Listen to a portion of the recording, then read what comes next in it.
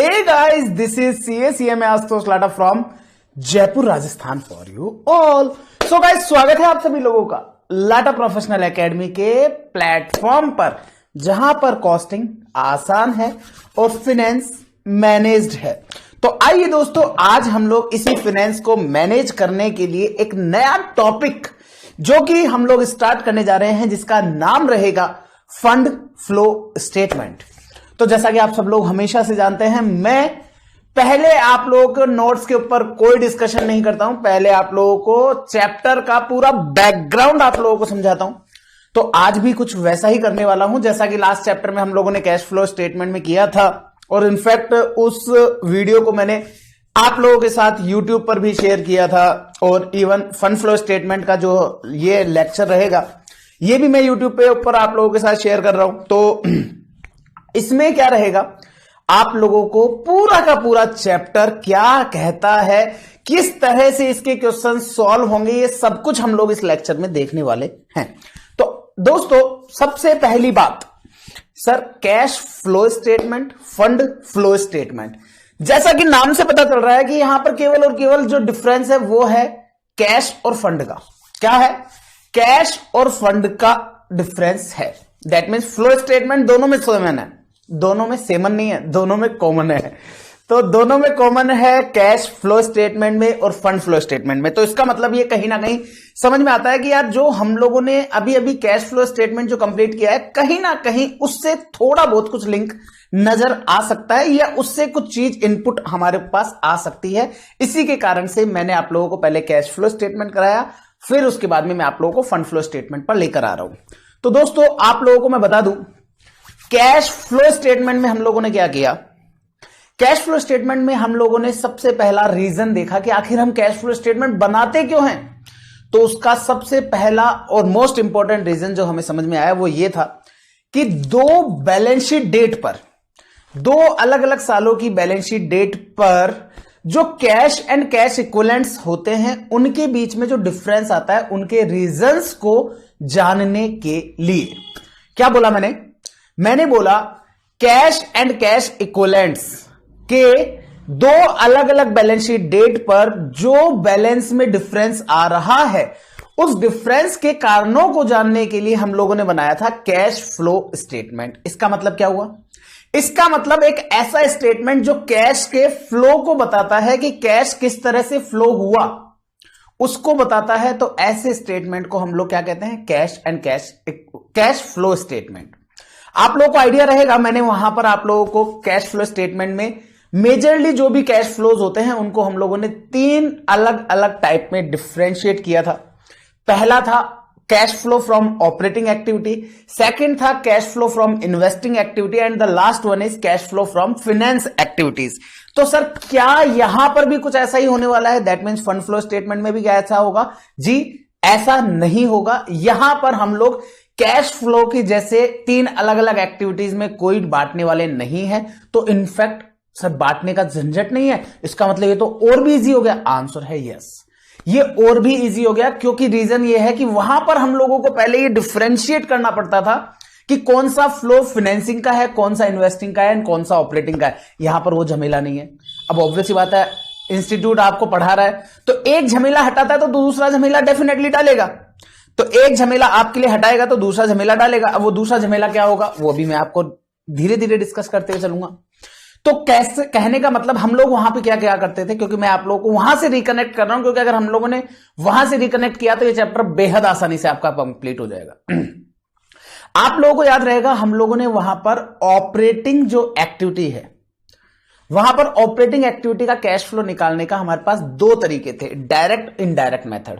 Sir, क्या यहां पर भी डायरेक्ट और इनडायरेक्ट दो अलग अलग मेथड रहेंगे? नो, यहां पर डायरेक्ट और इनडायरेक्ट करके कोई कॉन्सेप्ट नहीं है। यहां पर फंड फ्लो स्टेटमेंट सीधा एक ही तरीके से बनता है, ऑल्दो उसका कोई फॉर्मेट कहीं पर डिफाइन नहीं है, बट अलग अलग जगह पर अलग अलग बुक्स के अंदर डिफरेंट तरीके से उसको प्रेजेंट करने का तरीका दिया गया है। सीए इंस्टीट्यूट कैसे प्रेजेंट करता है वो भी मैं आपको बताऊंगा, सीएमए इंस्टीट्यूट कैसे प्रेजेंट करता है वो भी मैं आप लोगों को बताऊंगा। ठीक है, तो अब यहां पर बात आती है कि आखिरकार यहां पर हम लोग क्या देखने वाले हैं, तो देखो सिंस मैंने आप लोगों को कैश फ्लो का रीजन बताया कि भैया दो बैलेंस शीट डेट पर कैश एंड कैश इक्विवेलेंट्स के जो बैलेंसेस के अंदर जो चेंज आता है उनके कारणों को जानने के लिए कैश फ्लो स्टेटमेंट बनाया जाता है। तो सेम उसी की तरह से फंड फ्लो स्टेटमेंट तब बनाया जाता है जब हम दो अलग बैलेंस शीट डेट पर फंड का, दो अलग अलग बैलेंस शीट डेट पर फंड के जो चेंजेस हैं, जो फंड का चेंजेस है उसको, उसके कारणों का जो बताता है क्या कारण रहे फंड के चेंज में, तो उसे बोलते हैं फंड फ्लो स्टेटमेंट।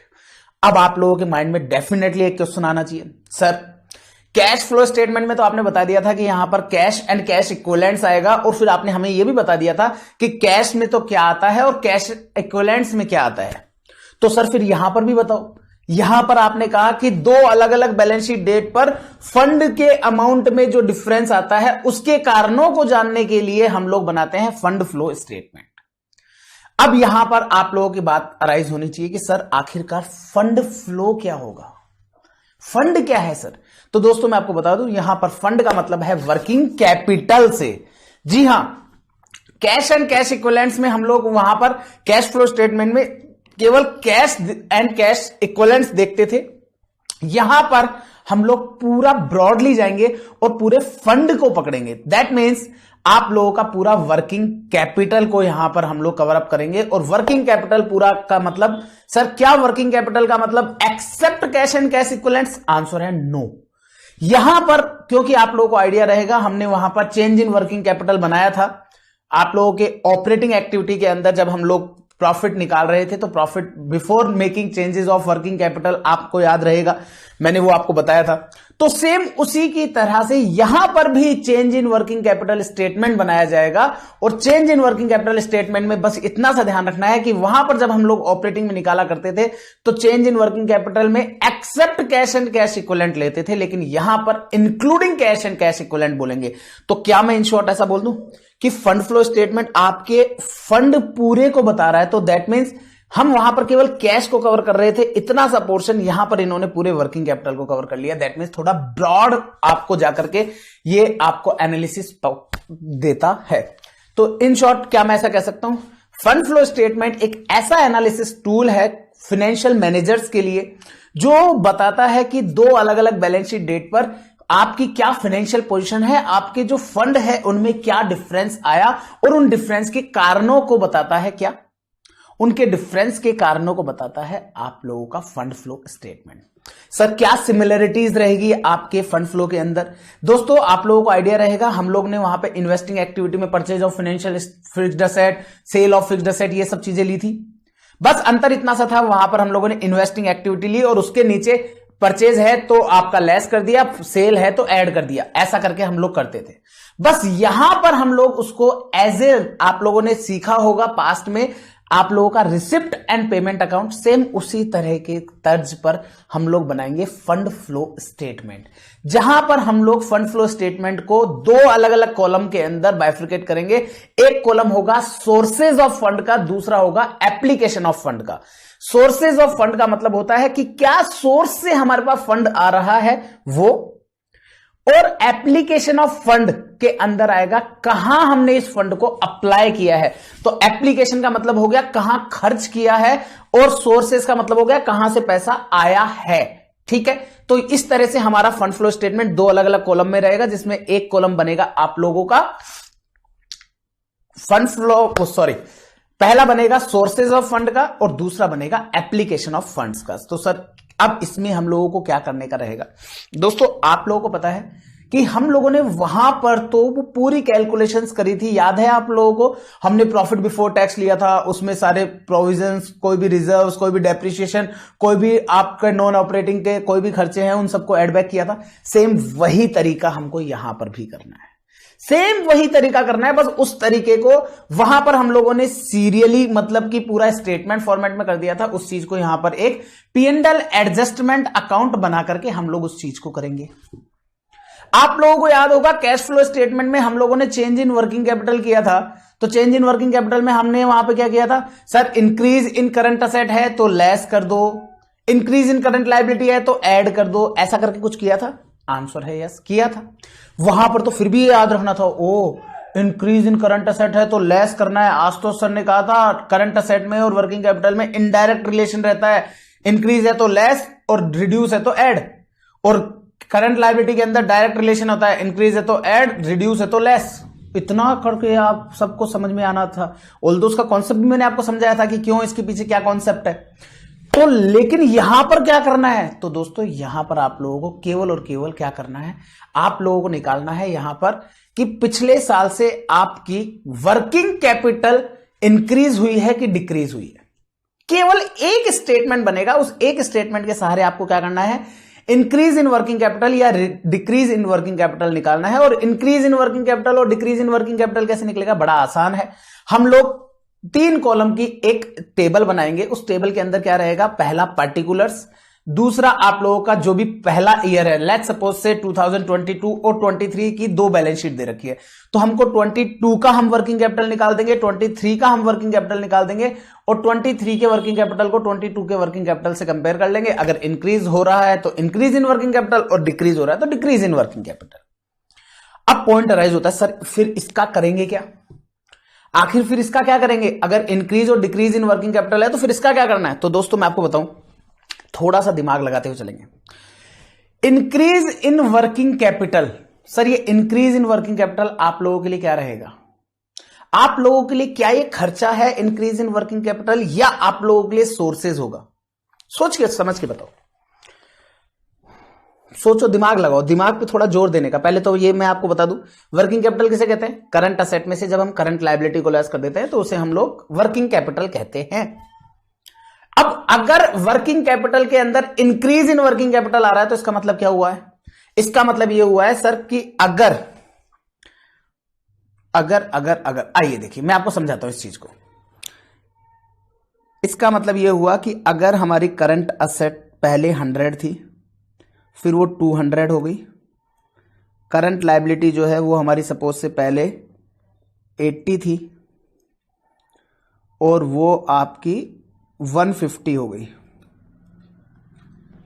तो ऐसे केस के अंदर आपका पहले साल का तो कितना आ रहा था वर्किंग कैपिटल 20, दूसरे साल का कितना आ रहा है 50। इसका मतलब क्या हुआ सर, इसका मतलब यह है कि हमारा इंक्रीज इन वर्किंग कैपिटल हो गया 30। अब इसके पीछे का लॉजिक मुझे समझाना है आपको।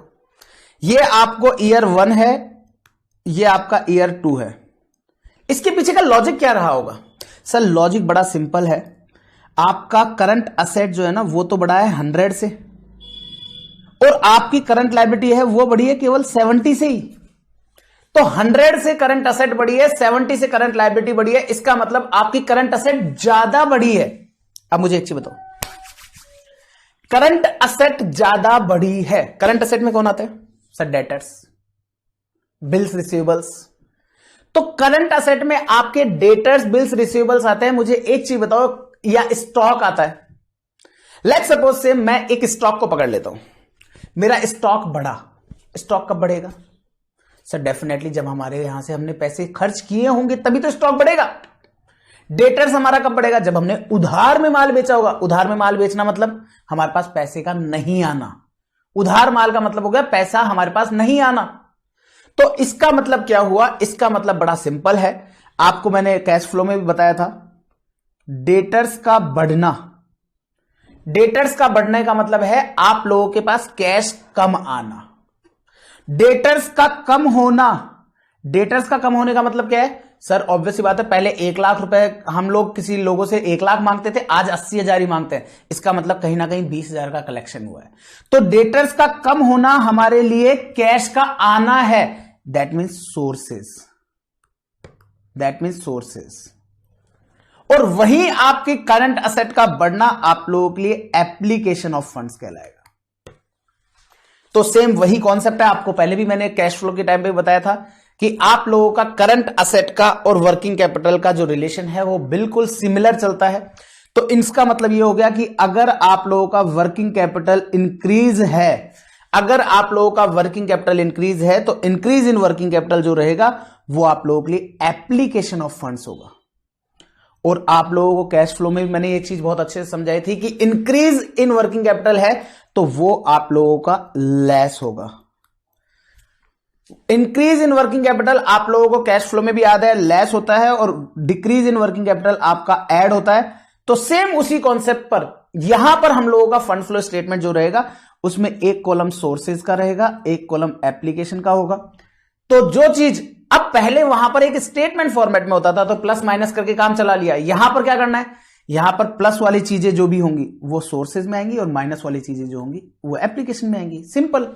क्यों माइनस कब करना है, जब हमने अप्लाई किया है हमारा सोर्स को, मतलब कि हमारे फंड को, और ऐड कब करना है, जब हमारे पास पैसा आ रहा है। तो बड़ा सिंपल है, जो चीज वहां पर हम लोग ऐड किया करते थे वो हमारे सोर्सेज में आएगी, जो अप्लाई किया करते थे माइनस किया करते थे वो हमारे अप्लाइड में आ जाएगा। That's all, simple. तो दोस्तों कुछ इस तरह से हम लोगों का फंड फ्लो स्टेटमेंट बनेगा, और इसकी ज्यादा जानकारी आप लोगों को तभी लगेगी जब हम इससे रिलेटेड कुछ क्वेश्चंस को करेंगे। और अभी हम लोग इनके नोट्स को पूरा अच्छे से रेफर करेंगे, हर एक चीज को पढ़ेंगे। इसमें एक चीज का ध्यान देने की बात है, जो भी मैं आप लोगों को, ऑल्दो मैंने बड़ा अच्छे से उस चीज को डील किया है, बाकायदा उसके मैंने नोट्स में प्रॉपरली आप लोगों को लिख के दिया है। अब पॉइंट अराइज होता है सर ये नोट्स कहां मिलेंगे, तो दोस्तों मैं आपको बता दूं ये नोट्स आप लोगों को मिलेंगे अपने टेलीग्राम चैनल पर, जिसके लिए मैं हमेशा जिक्र करता हूं, जहां पर आप लोगों का कैश फ्लो स्टेटमेंट के भी नोट्स जहां पर मिले थे वहीं पर मिलेंगे। और ये हमारा टेलीग्राम चैनल, जिसको अगर आप लोगों ने अभी तक भी सब्सक्राइब नहीं किया है तो आप सब्सक्राइब कर लीजिएगा। बहुत सारे नोट्स, बहुत सारी चीजें यहां पर अपलोड की जाती रहती हैं, तो यहां पर ये जो नोट्स हैं ये आप लोगों के लिए बेहद यूजफुल होंगे।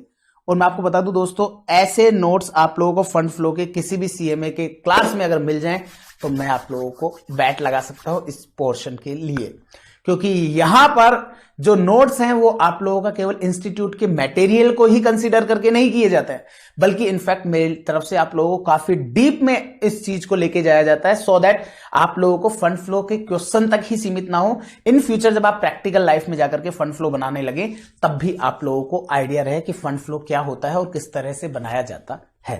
ठीक है, तो आप लोगों को काफी एग्जॉस्टिव कवरेज मिलेगी। एग्जॉस्टिव बोल रहा हूं मैं, तो एग्जॉस्टिव का मतलब हो गया कि इससे एक्स्ट्रा और कुछ करने की जरूरत नहीं है, क्योंकि एग्जॉस्टिव और इंक्लूसिव में डिफरेंस होता है। दो तरह की कवरेज होती है, एक एग्जॉस्टिव कवरेज और एक इंक्लूसिव कवरेज। इंक्लूसिव कवरेज का मतलब तो हो गया कि हाँ भाई एक्सेट्रा वाला पोर्शन है, कि हाँ भाई इसके अलावा भी और हो सकता है। एग्जॉस्टिव का मतलब हो गया इसके अलावा कुछ नहीं हो सकता है। तो मैंने आप लोगों को एग्जॉस्टिव कवरेज दी है, चाहे वो कैश फ्लो के नोट्स में हो चाहे फंड फ्लो के नोट्स में हो। दोनों के दोनों नोट्स आप लोगों को अवेलेबल कहां पर हैं, ये अपने टेलीग्राम चैनल पर, जिसका नाम है CMA AIR1 CMA आशुतोष लाटा। जैसा कि आप लोग जानते हैं कि that I secured all India rank 1 in CMA final. Okay guys, so let's tune to the fund flow statement. Are you ready guys? उम्मीद करता हूं आप सभी लोग रेडी हो गए होंगे। तो हाउस द जोश, हाय सर, चलो आ जाओ। तो दोस्तों ये यहां पर लाटा प्रोफेशनल एकेडमी LPA जो हमारे वेंचर का नाम है।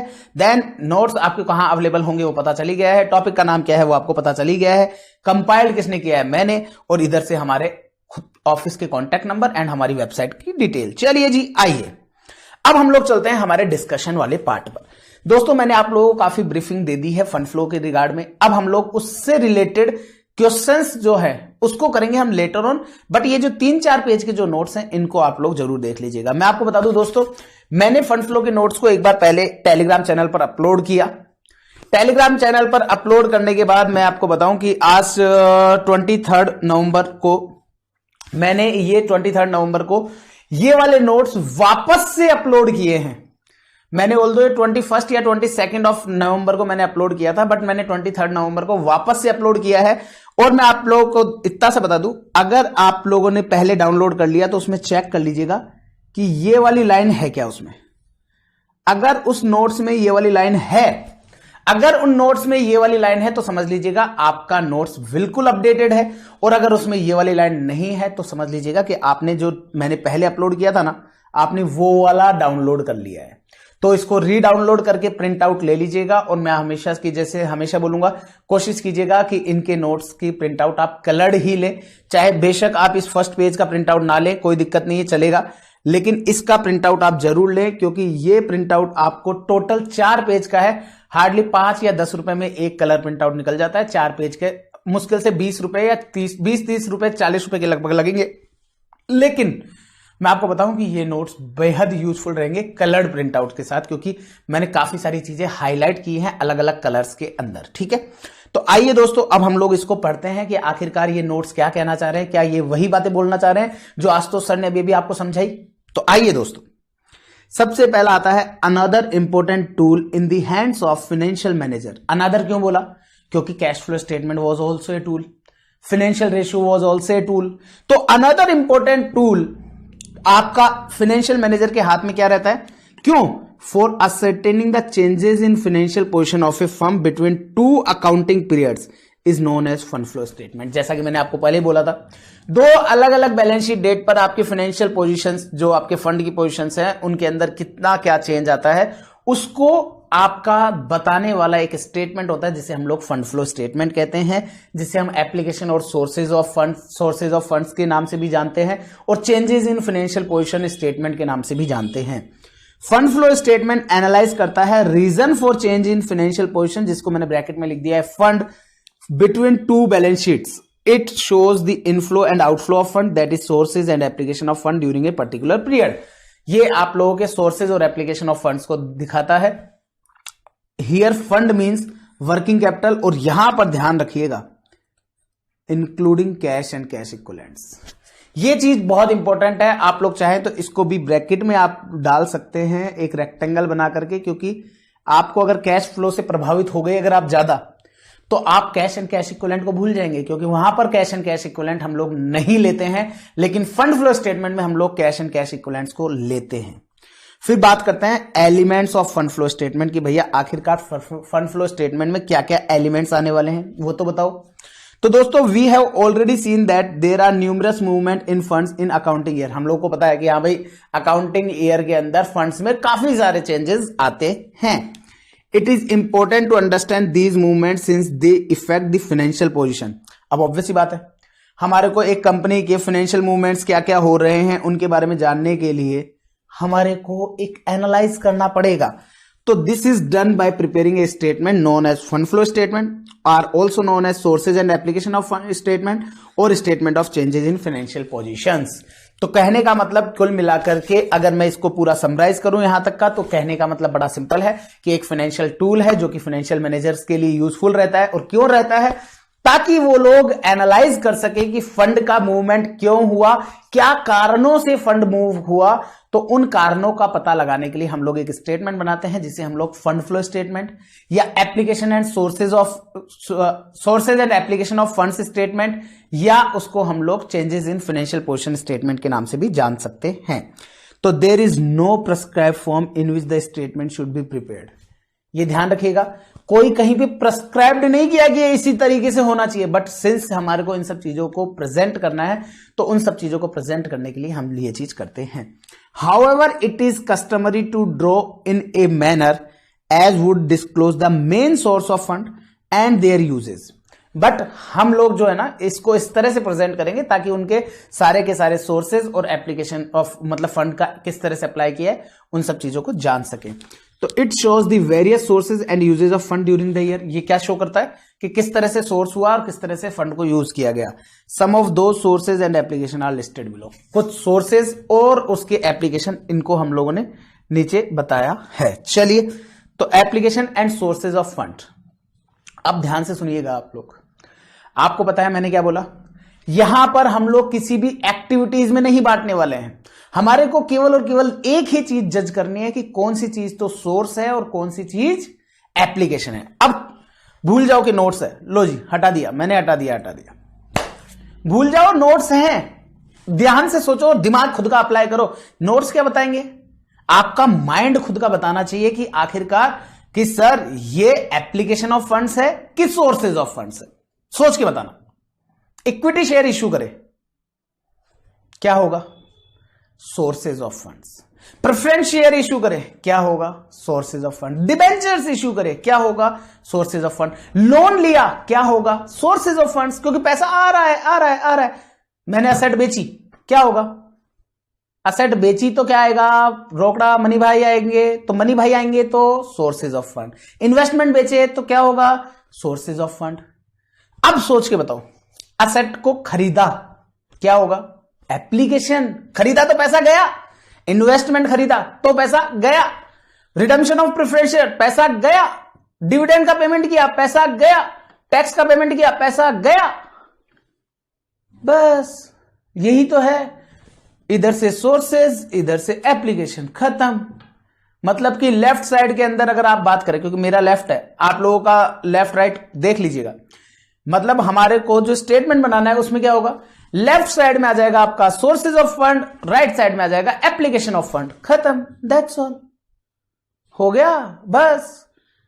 और इसी के साथ आपका पूरा चैप्टर फिनिश हो जाएगा। सर बहुत आसान है, नहीं, अभी भी इसमें कुछ छोटी मोटी चीजें, और अगेन वो चीज का है, वो आएगा वही P&L एडजस्टमेंट अकाउंट जो आप लोगों को पता है ना, ऑपरेटिंग के अंदर हम लोग किया करते थे वहां पर इनडायरेक्ट मेथड में, तो वहां पर भी वही होता था कि हम लोग क्या करते थे, P&L का चेंज ले लेते थे कि हाँ भैया पूरे साल भर में P&L प्रॉफिट इतना कमाया, और उसके अंदर से फिर डेप्रिसिएशन है ऐड बैक करो, प्रोविजन किया ऐड बैक करो, कोई रिजर्व क्रिएट किया, रिजर्व में ट्रांसफर किया ऐड बैक करो, कोई भी फिक्स्ड एसेट के ऊपर लॉस हो गया क्योंकि non financial non operating nature का है ऐड बैक करो, इन्वेस्टमेंट पे लॉस हो गया ऐड बैक करो, गुडविल राइट ऑफ करी ऐड बैक करो, कोई डिविडेंड आया लेस करो, कोई गुडविल आया लेस करो, कोई रिजर्व है उसको राइट ऑफ किया। रिजर्व को राइट ऑफ करने का मतलब है कि रिजर्व के अंदर आपके 2 लाख रुपए पड़े थे, अब उसको 1.5 लाख कर दिया तो 50,000 रुपए कम हुए। तो जैसे जिस तरह से जनरल रिजर्व में हम ट्रांसफर करते हैं, सेम उसी तरह से अगर रिजर्व को राइट ऑफ किया तो वो वाला पैसा क्रेडिट में जाएगा। तो बस आपने कोई असेट बेची, उस पर प्रॉफिट हुआ, अगर वो प्रॉफिट P&L में ट्रांसफर किया गया था तो P&L से वापस से लेस होता था, याद है आपको? बस उस चीज को हम लोगों को एक अकाउंट फॉर्मेट के अंदर बताना है, बाकी और कुछ भी खास बात नहीं है। अगर वो हमारे को आ गया तो हमारा क्वेश्चन खत्म हो जाएगा। फिर हम लोग सोर्सेज ऑफ फंड और एप्लीकेशन ऑफ फंड का टोटल लगाएंगे, दोनों का जो डिफरेंस आएगा वो difference should be equal to increase और डिक्रीज इन वर्किंग कैपिटल के इक्वल आना चाहिए। अगर वो इंक्रीज और डिक्रीज इन वर्किंग कैपिटल के इक्वल आ रहा है तो समझ जाओ आपका फंड फ्लो स्टेटमेंट बिल्कुल सटासट टकाटक रेडी हो चुका है। दैट्स ऑल, खत्म। आ जाओ फिर अब देख लेते हैं सोर्सेज ऑफ फंड। अब आप लोगों को आसानी से समझ में आ जाएगा। आइए अब आइए जी सोर्सेज ऑफ फंड में। सबसे पहला इश्यू ऑफ शेयर हुआ या डिबेंचर हुआ फॉर कैश, लेकिन ये ध्यान रखना पैसे के लिए इश्यू होगा तो ही तो, अरे भाई सोर्सेज में कब आएगा, जब पैसा आएगा। कल को पता पड़ा डिबेंचर के बदले प्रेफरेंस शेयर इश्यू कर दिए, प्रेफरेंस शेयर के बदले इक्विटी शेयर इश्यू कर दिए, अरे तो उसमें हमारा पैसा आया कहां, एक बढ़ा एक कम हो गया। फिर तो ऐसा नहीं करने का है, तो उस वाली जगह पर आपका फंड फ्लो स्टेटमेंट में वो चीज नहीं आएगी। मैंने लिखा है ये चीज, इफ शेयर और debenture are issued at par the paid up value constitute the sources of fund, तो जो भी पेड अप वैल्यू आपको मिलेगी वो सोर्सेज ऑफ फंड में काउंट की जाएगी। इफ शेयर और debenture are issued at a premium तो such premium is to be added, तो प्रीमियम वाला मिलेगा। सपोज से 1 लाख का चीज है, 1,05,000 में इशू किया तो 1,05,000 सोर्सेज में आएंगे। एंड इफ शेयर और debenture are issued at discount, 1 lakh की चीज है 95,000 में इशू करी तो 95,000 लेंगे, तो such discount is to be subtracted to determine ये रहेगा, ठीक है। देन आगे चलिए, but issue of bonus share, conversion of debenture into equity share of share और share issue to vendors in case of business purchase and do not constitute sources of fund, तो वो sources of fund में नहीं आएगा, वो sources of fund में नहीं आएगा। तो दैट्स ऑल। कहने का मतलब कुल मिलाकर के इतना है, जब आपको शेयर्स डिबेंचर्स को इशू करने से अगर आपको पैसा आता है, अगर पैसा आता है तो वो आपका सोर्सेज ऑफ फंड में है, और अगर पैसा नहीं आ रहा, जैसे बोनस शेयर इशू किए, बोनस शेयर कैसे इशू होते हैं, आपके आउट ऑफ प्रॉफिट से एक प्रॉफिट कम कर दिया और आपने बोनस शेयर इशू कर दिया, तो वो वाली चीज आपके फंड फ्लो स्टेटमेंट में नहीं आएगी। आपने एक डिबेंचर के बदले एक शेयर दे दिए, शेयर के बदले डिबेंचर दे दिए, तो वो भी आपके नहीं आएंगे। दैट मीन्स इन शॉर्ट आपका पैसा इन्वॉल्व होना चाहिए। Next, long term loan. Obviously बात है, कोई भी amount of long term loan raise किया है, लॉन्ग टर्म क्यों सर, शॉर्ट टर्म क्यों नहीं? अरे बाबा शॉर्ट टर्म तो आपका वर्किंग कैपिटल में चला जाएगा ना, शॉर्ट टर्म तो वर्किंग कैपिटल में चला जाएगा, यहां पर बात करेंगे लॉन्ग टर्म की। तो amount of long term loan raised constitute करता है source of fund, but if long term loan is just renewed of an old loan then money received by such renewal become the source. कहने का मतलब, मैंने suppose से मैं bank of Baroda से loan लेता हूं, देखो ध्यान से सुनना, मैंने बैंक ऑफ बड़ौदा है और ये छोटा सा पतला सा जो बच्चा नजर आ रहा है ये मैं हूं। इस धारावाहिक के सभी पात्र और घटनाएं काल्पनिक है, कृपया इसको वास्तविकता से ना जोड़ें, है ना। तो ये बैंक ऑफ बड़ौदा से मैंने लोन लिया, तो पैसा किसके पास आया होगा? मेरे पास, सोर्सेज ऑफ फंड है। लेकिन मैं बैंक ऑफ बड़ौदा के पास गया और बैंक ऑफ बड़ौदा को बोला, अरे सर आप एक काम करो ना, मेरा जो लोन है ना, आपका 10 लाख का लोन जो मैंने लिया था 10 साल के लिए, उस 10 लाख के लोन को 10 साल की जगह ना आप एक काम करो 12 लाख का लोन कर दो और उसको साल कर दो, 20 साल कर दो सर। तो अब ऐसी केस में मेरे को 10 लाख का तो मेरा एग्जिस्टिंग लोन था, मैंने 10 की जगह कितना कर दिया? 12 कर दो। दैट मीन मुझे अब 2 लाख और दे दो। तो मैं यहां पर सोर्सेज ऑफ फंड में क्या लूंगा? 12 लाख लूंगा कि केवल 2 लाख लूंगा? ओनली 2 लाख लूंगा। क्यों? क्योंकि 10 लाख का मैं ऑलरेडी लोन पहले ले चुका था। मैंने उनको क्या कहा? सर आप एक काम करो ना, इसको रिन्यू कर दो, इस 10 लाख के लोन को रिन्यू कर दो और इसको लोन को मेरे को एक काम करो 2 लाख रुपए और दे दो और इसको 10 साल की जगह 20 साल का कर दो। क्या हुआ इसका मतलब? इसका मतलब मैंने मेरी लोन को रिन्यू करा दिया और 10 की जगह 12 का करा दिया। अब लेकिन मेरे पास फंड क्या 12 लाख है? नो, मेरे पास फंड आया ओनली 2 लाख रुपए।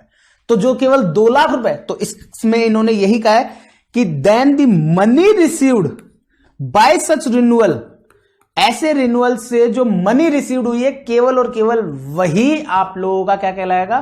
केवल वही आप लोगों का कहलाएगा sources of funds. Next, sale of asset या कोई भी other fixed asset, sale of investment या अदर फिक्स्ड असेट बेची तो आपका जो भी सेल प्रोसीड आया वो आपका सोर्सेज ऑफ फंड में आ जाएगा। डिक्रीज इन वर्किंग कैपिटल वो आपका सोर्सेज में आएगा। आपको पता है ना, अगर आपको नहीं भी पता ना तो सीधी सी एक चीज मैं आपको अगेन, मेमोरी टेक्निक तो हमारे पास हर चीज की होती है। देखो क्या होता है ना, कॉन्सेप्ट भी समझाना हमारे हाथ का खेल है और मेमोरी टेक्निक भी हमारे हाथ का खेल है। देखो कॉन्सेप्ट तो क्या कहता है, डिक्रीज कब होगा? सोच के देखो, सोच के देखते हैं सर, सोच के देखते हैं। क्रेडिटर्स, मुझे एक चीज बताओ, वर्किंग कैपिटल में डिक्रीज होना, वर्किंग कैपिटल डिक्रीज कब होगा? सपोज से मेरे पास दो ही तरह की करंट असेट और करंट लायबिलिटी है, एक मेरे पास डेटर है, एक मेरे पास क्रेडिटर है, इसके अलावा कोई करंट असेट नहीं है, कोई करंट लायबिलिटी नहीं है। फॉर एग्जांपल, ठीक है ना, क्रेडिटर थे मेरे 100, ये बढ़कर के मेरे हो गए 150, डेटर मेरा था 120 का और ये हो गया मेरा 160, ये हो गया मेरा 160। इसका मतलब ये था कि मेरा जो 100 और 120 था, तो इसका मतलब पहले मेरा वर्किंग कैपिटल 20 का था, अब मेरा वर्किंग कैपिटल 10 का हो गया, 20 से 10 हो गया। इसका मतलब क्या ये डिक्रीज इन वर्किंग कैपिटल है? यस सर, ये डिक्रीज इन वर्किंग कैपिटल है। पहले जहां 20,000 रुपए, मैंने इसको रुपीज इन 1000 माना है, तो पहले जहां 20,000 रुपए का वर्किंग कैपिटल था वो अब मेरा घट करके 10,000 रुपए का वर्किंग कैपिटल रह गया। अब इसके पीछे का लॉजिक जानते हैं। लॉजिक ये है कि आपका जो क्रेडिटर है ना वो तो 50 से बड़ा है और आपका डेटर जो है वो 40 से बड़ा है। आपका डेटर जो है वो 40 रुपए से बड़ा है। इसका मतलब क्या हुआ? इसका मतलब बड़ा सिंपल है कि सर हमने उधार में परचेज ज्यादा करी है। उधार में परचेज ज्यादा करना क्या हमारे को यह बताता है कि हमारा पैसा गया नहीं है? उधार में परचेज ज्यादा करना इसका मतलब यह हो गया हमारा पैसा गया नहीं है। तो जो पैसा नहीं गया है उसको हम लोग एक्स्ट्रा क्यों माने? मतलब कि बोले तो हम लोग प्रॉफिट एंड लॉस के अंदर हम लोगों ने क्या किया, हमने तो पूरा का पूरा परचेज डाल दिया। हमने तो प्रॉफिट निकालते समय पूरा का पूरा परचेज डाल दिया कि टू परचेज, लेकिन क्या एक्चुअल में पूरे परचेज के पैसे दिए थे क्या? हमने नहीं दिए थे। तो पूरे परचेज के पैसे अगर हमने नहीं दिए तो डेफिनेटली हमारे पास, अगर हम केवल और केवल कैश की बात करते हैं तो कैश हमारा कम गया है और कैश का कम जाना आपके लिए सोर्सेज ऑफ फंड्स रहेगा। ठीक है, तो आपके लिए इस कारण से डिक्रीज इन वर्किंग कैपिटल जो है वो आपके सोर्सेज में आएगा और इंक्रीज इन वर्किंग कैपिटल आप लोगों के एप्लीकेशन में आएगा। अब एक और, अब मेमोरी टेक्निक की बात कर लेते हैं। बड़ा आसान है, आपको पता है इंक्रीज का मतलब क्या होता है सर? इंक्रीज मतलब हाई जाना और डिक्रीज का मतलब क्या होता है? डिक्रीज का मतलब डाउन जाना। अब आपको तो पहले मैंने कैश फ्लो के अंदर बताया था कि करंट असेट का और वर्किंग कैपिटल का रिलेशन इनवर्स रिलेशन रहता है। दैट मीन्स आप लोग का अगर इंक्रीज होगा तो माइनस करना है, डिक्रीज होगा तो प्लस करना है। इंक्रीज होगा तो माइनस करना है, डिक्रीज होगा तो प्लस करना है। और आपको पता है प्लस कहां होता है सर? प्लस सोर्सेज में होता है और माइनस एप्लीकेशन में होता है। जब अप्लाई करोगे तो माइनस में, तो इसका मतलब इंक्रीज करोगे तो एप्लीकेशन में ऑफ सोर्सेज में जाएगा और डिक्रीज करोगे तो सोर्सेज में आएगा। That's why decrease in working capital आप लोगों का कहां आता है? डिक्रीज इन वर्किंग कैपिटल आप लोगों का आएगा application of funds, sorry sources of funds में। It is just for balancing the fund flow statement, और ये एंड में काम आएगा आप लोगों का बैलेंसिंग फिगर मैच करने के लिए कि फंड फ्लो स्टेटमेंट का जो बैलेंसिंग फिगर है वो मैच कर रहा है नहीं कर रहा है। This figure will come from change in working capital statement. एक वर्किंग कैपिटल स्टेटमेंट बनाएंगे, और वर्किंग कैपिटल स्टेटमेंट कैसे बनेगा? जैसे अभी हम लोगों ने बताया था ना कि हाँ भाई डेटर लिख लिया, क्रेडिटर लिख लिए, फिर उससे वर्किंग कैपिटल निकाला पहले साल का, इधर दूसरे साल का वर्किंग डेटा लिख लिया और उसका वर्किंग कैपिटल निकाल दिया और दोनों का डिफरेंस निकाल दिया, उसे बोलते हैं change in working capital statement. ठीक है। और एक आता है फंड फ्रॉम ऑपरेशन। ये जो है ना, यही खेल है इस पूरे फंड फ्लो स्टेटमेंट में। जिसको ये समझ डाला तो लाइफ हो गई झिंगा लाला। सर ये कैसे बनेगा? ये बनता है आपका P&L एडजस्टमेंट अकाउंट से। कैसे बनेगा? P&L एडजस्टमेंट अकाउंट से। यहां पे आ गया fund generated from operation is calculated below. मैंने आप लोगों को उस चीज को समझाने के लिए आप लोगों को मैंने पहले स्टेटमेंट फॉर्मेट में दे दिया है, ताकि आप लोगों को वो सभी पुरानी बातें याद आ जाए जिसमें आप लोगों ने क्या किया था, जो आपने कैश फ्लो में किया था। सबसे पहला आप लोग लेंगे नेट इनकम। अभी नेट इनकम कैसे आएगा? प्रॉफिट P&L के डिफरेंस से। आपने P&L का डिफरेंस ले लिया, उससे आ जाएगा।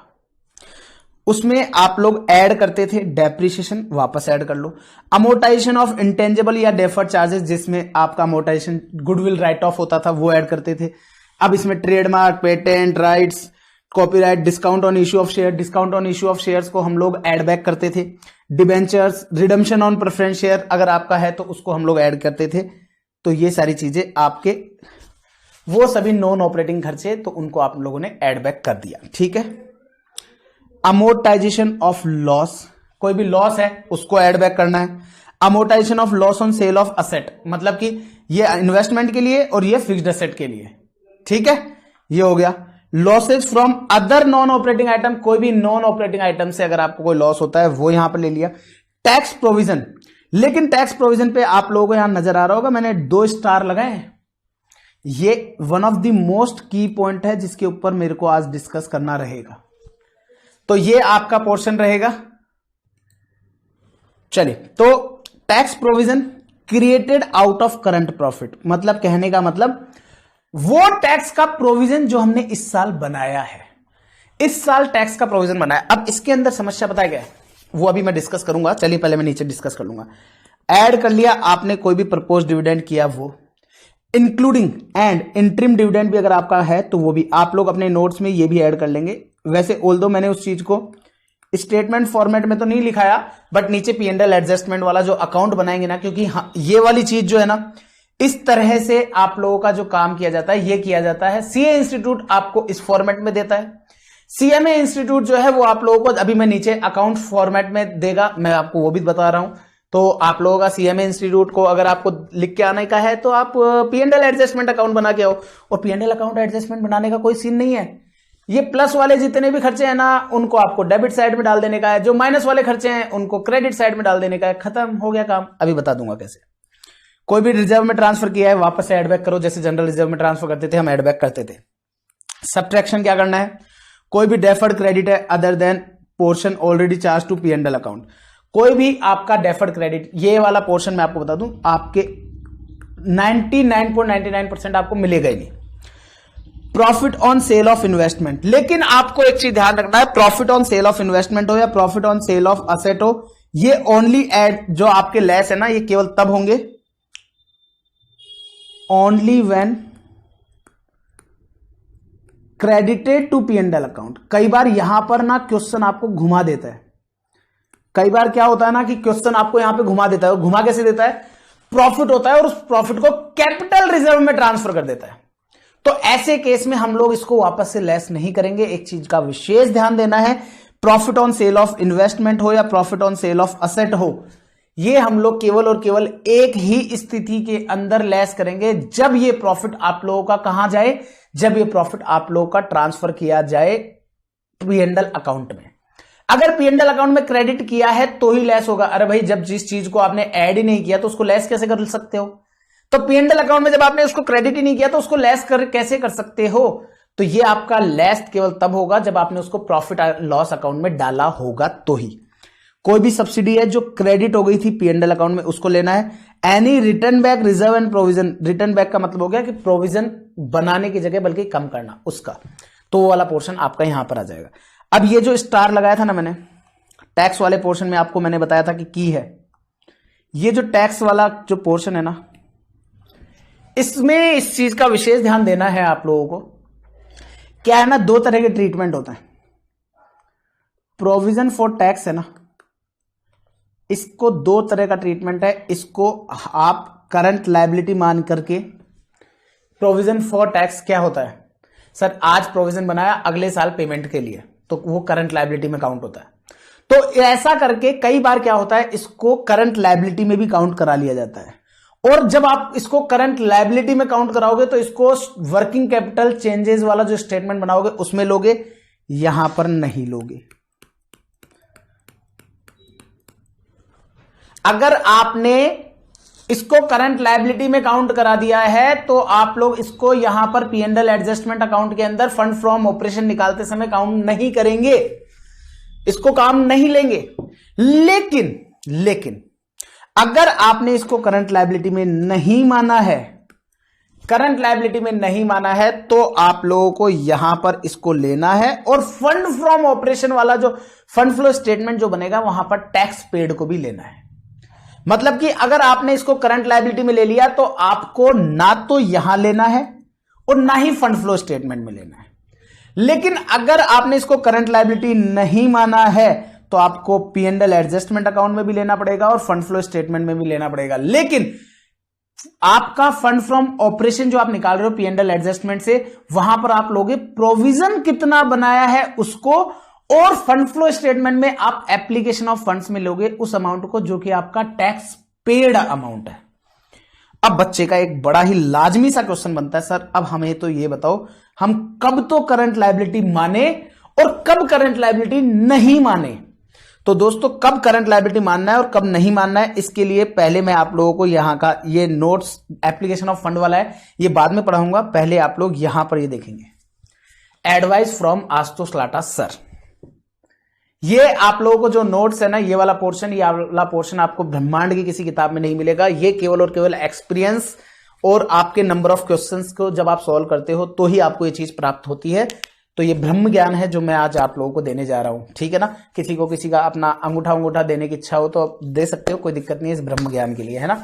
सर अंगूठे की बात करते हो, आजकल हम लोग वी आर द कस्टमर्स, आप हमें पढ़ा रहे हैं, you are teacher, you are taking money, so आपको मनी दे दिया है, मनी भाई दे दिया है, तो आपका भी कैश फ्लो स्टेटमेंट बना लेना सर उससे, ठीक है ना। और ऑपरेटिंग एक्टिविटी में लेना सर, हमसे जो पैसा मिला ना आपको, उसको ऑपरेटिंग एक्टिविटी में ले लेना आप, ठीक है। ओके सर, ठीक है। चलो एडवाइस क्या कहती है, देखो जी, आपको दो तरह की डिटेल आपको क्वेश्चन में दी जा सकती है। पहला, आपको बैलेंस शीट दे दी, बैलेंस शीट की लायबिलिटी साइड में प्रोविजन फॉर टैक्स लिख के, मैंने पीएफटी लिखा है, that means P provision for tax.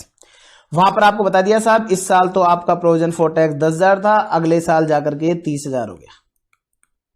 इसके अलावा कोई डिटेल नहीं दे रखी। इसके अलावा क्वेश्चन ने ये नहीं बोला कि हमने इस साल, मतलब कि ये सपोज से 2022 का है, ये 2023 का है, तो क्वेश्चन ने ये नहीं बताया कि 2023 में हमने कितने रुपए का तो प्रोविजन बनाया है और कितने रुपए का टैक्स पेड किया है। दोनों में से एक भी चीज नहीं बताई, मतलब कि आपके दोनों में से एक भी चीज नहीं बताई, चाहे वो आपका कितना प्रोविजन बनाया है वो और कितना टैक्स पे किया है वो, दोनों में से एक भी चीज नहीं बताई।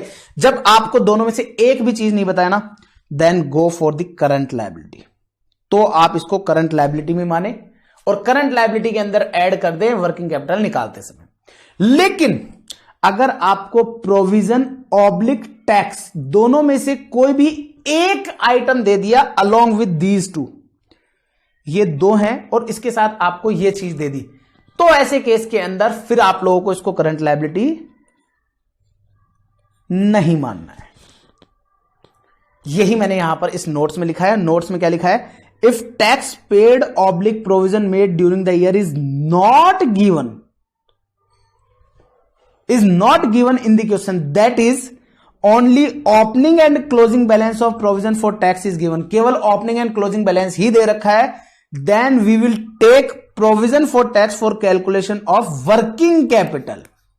तो हम इसको वर्किंग कैपिटल में लेंगे and then we will not take tax paid in FFS. FFS का मतलब हो गया फंड फ्लो स्टेटमेंट। तो ऐसे केस में हम लोग इसमें फंड फ्लो स्टेटमेंट के अंदर नहीं लेंगे, ओनली करंट लायबिलिटी में ले लेंगे, दैट्स इट, काम खत्म। लेकिन अगर क्वेश्चन में आपको opening, closing and tax paid oblique, यहां पर मैंने ऑब्लिक दिया हुआ है, या तो टैक्स पेड दे दे या provision made during the year दे दे, दोनों में से अगर एक आइटम दे दिया ओपनिंग प्लस क्लोजिंग के साथ, then we will not take provision for tax in current liability. तो हम उस जगह पर करंट लायबिलिटी में नहीं लेंगे, rather we will take tax paid in FFS.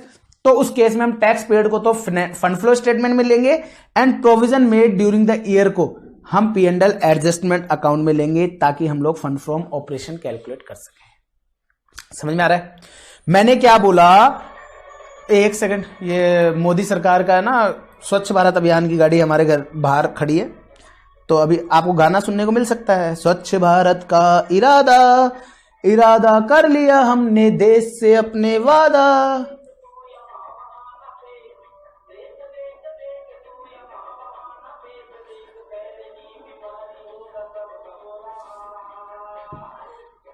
तो काय करे भैया, गाड़ी वाला आया घर से कचरा निकाल, गाड़ी वाला आया घर से कचरा निकाल।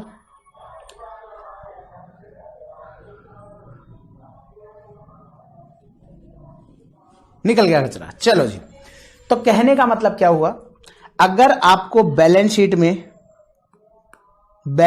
में ओपनिंग दिया हुआ है प्लस क्लोजिंग बैलेंस दे रखा है प्रोविजन फॉर टैक्सेस का, इसके अलावा कोई भी इंफॉर्मेशन नहीं दे रखी है, ना तो कितना प्रोविजन बना वो दे रखा है, ना ही कितना टैक्स पे किया वो दे रखा है, तो हम लोग इसको करंट लायबिलिटी में लेंगे। लेकिन अगर आप लोगों को ओपनिंग भी दे रखा है प्लस क्लोजिंग भी दे रखा है प्लस या तो प्रोविजन दे रखा है या टैक्स पे कितना किया वो दे रखा है, तो हम लोग इसको करंट लायबिलिटी में नहीं लेंगे। जो प्रोविजन है वो तो जाएगा आपका P&L एडजस्टमेंट अकाउंट में, ताकि हम लोग फंड फ्रॉम ऑपरेशन निकाल सके, और जो टैक्स पेड है वो हमारा जाएगा फंड फ्लो स्टेटमेंट के एप्लीकेशन में, आपका कितना टैक्स पे किया उसमें। अब बच्चा पॉइंट राइज करता है, सर आपने तो दो ट्रीटमेंट बता दिए, सपोज से टैक्स का अमाउंट दिया ही नहीं है, तो फिर कैसे होगा? तो बेटा वो प्रोविजन फॉर टैक्स का स्टेटमेंट बनेगा, तो प्रोविजन फॉर टैक्स का जो स्टेटमेंट बनेगा ना, उससे निकल के आ जाएगा। कैसे? लेट्स सपोज से आपका प्रोविजन स्टेटमेंट जो है ना, वो कहता है कि हमारे पास ओपनिंग बैलेंस जो था ना प्रोविजन का, वो था सपोज 40,000, क्लोजिंग बैलेंस जो था वो हमारे पास था लेट्स सपोज से 70,000, और हमने साल में कितने का टैक्स पे कर दिया? 20,000 का टैक्स पे कर दिया।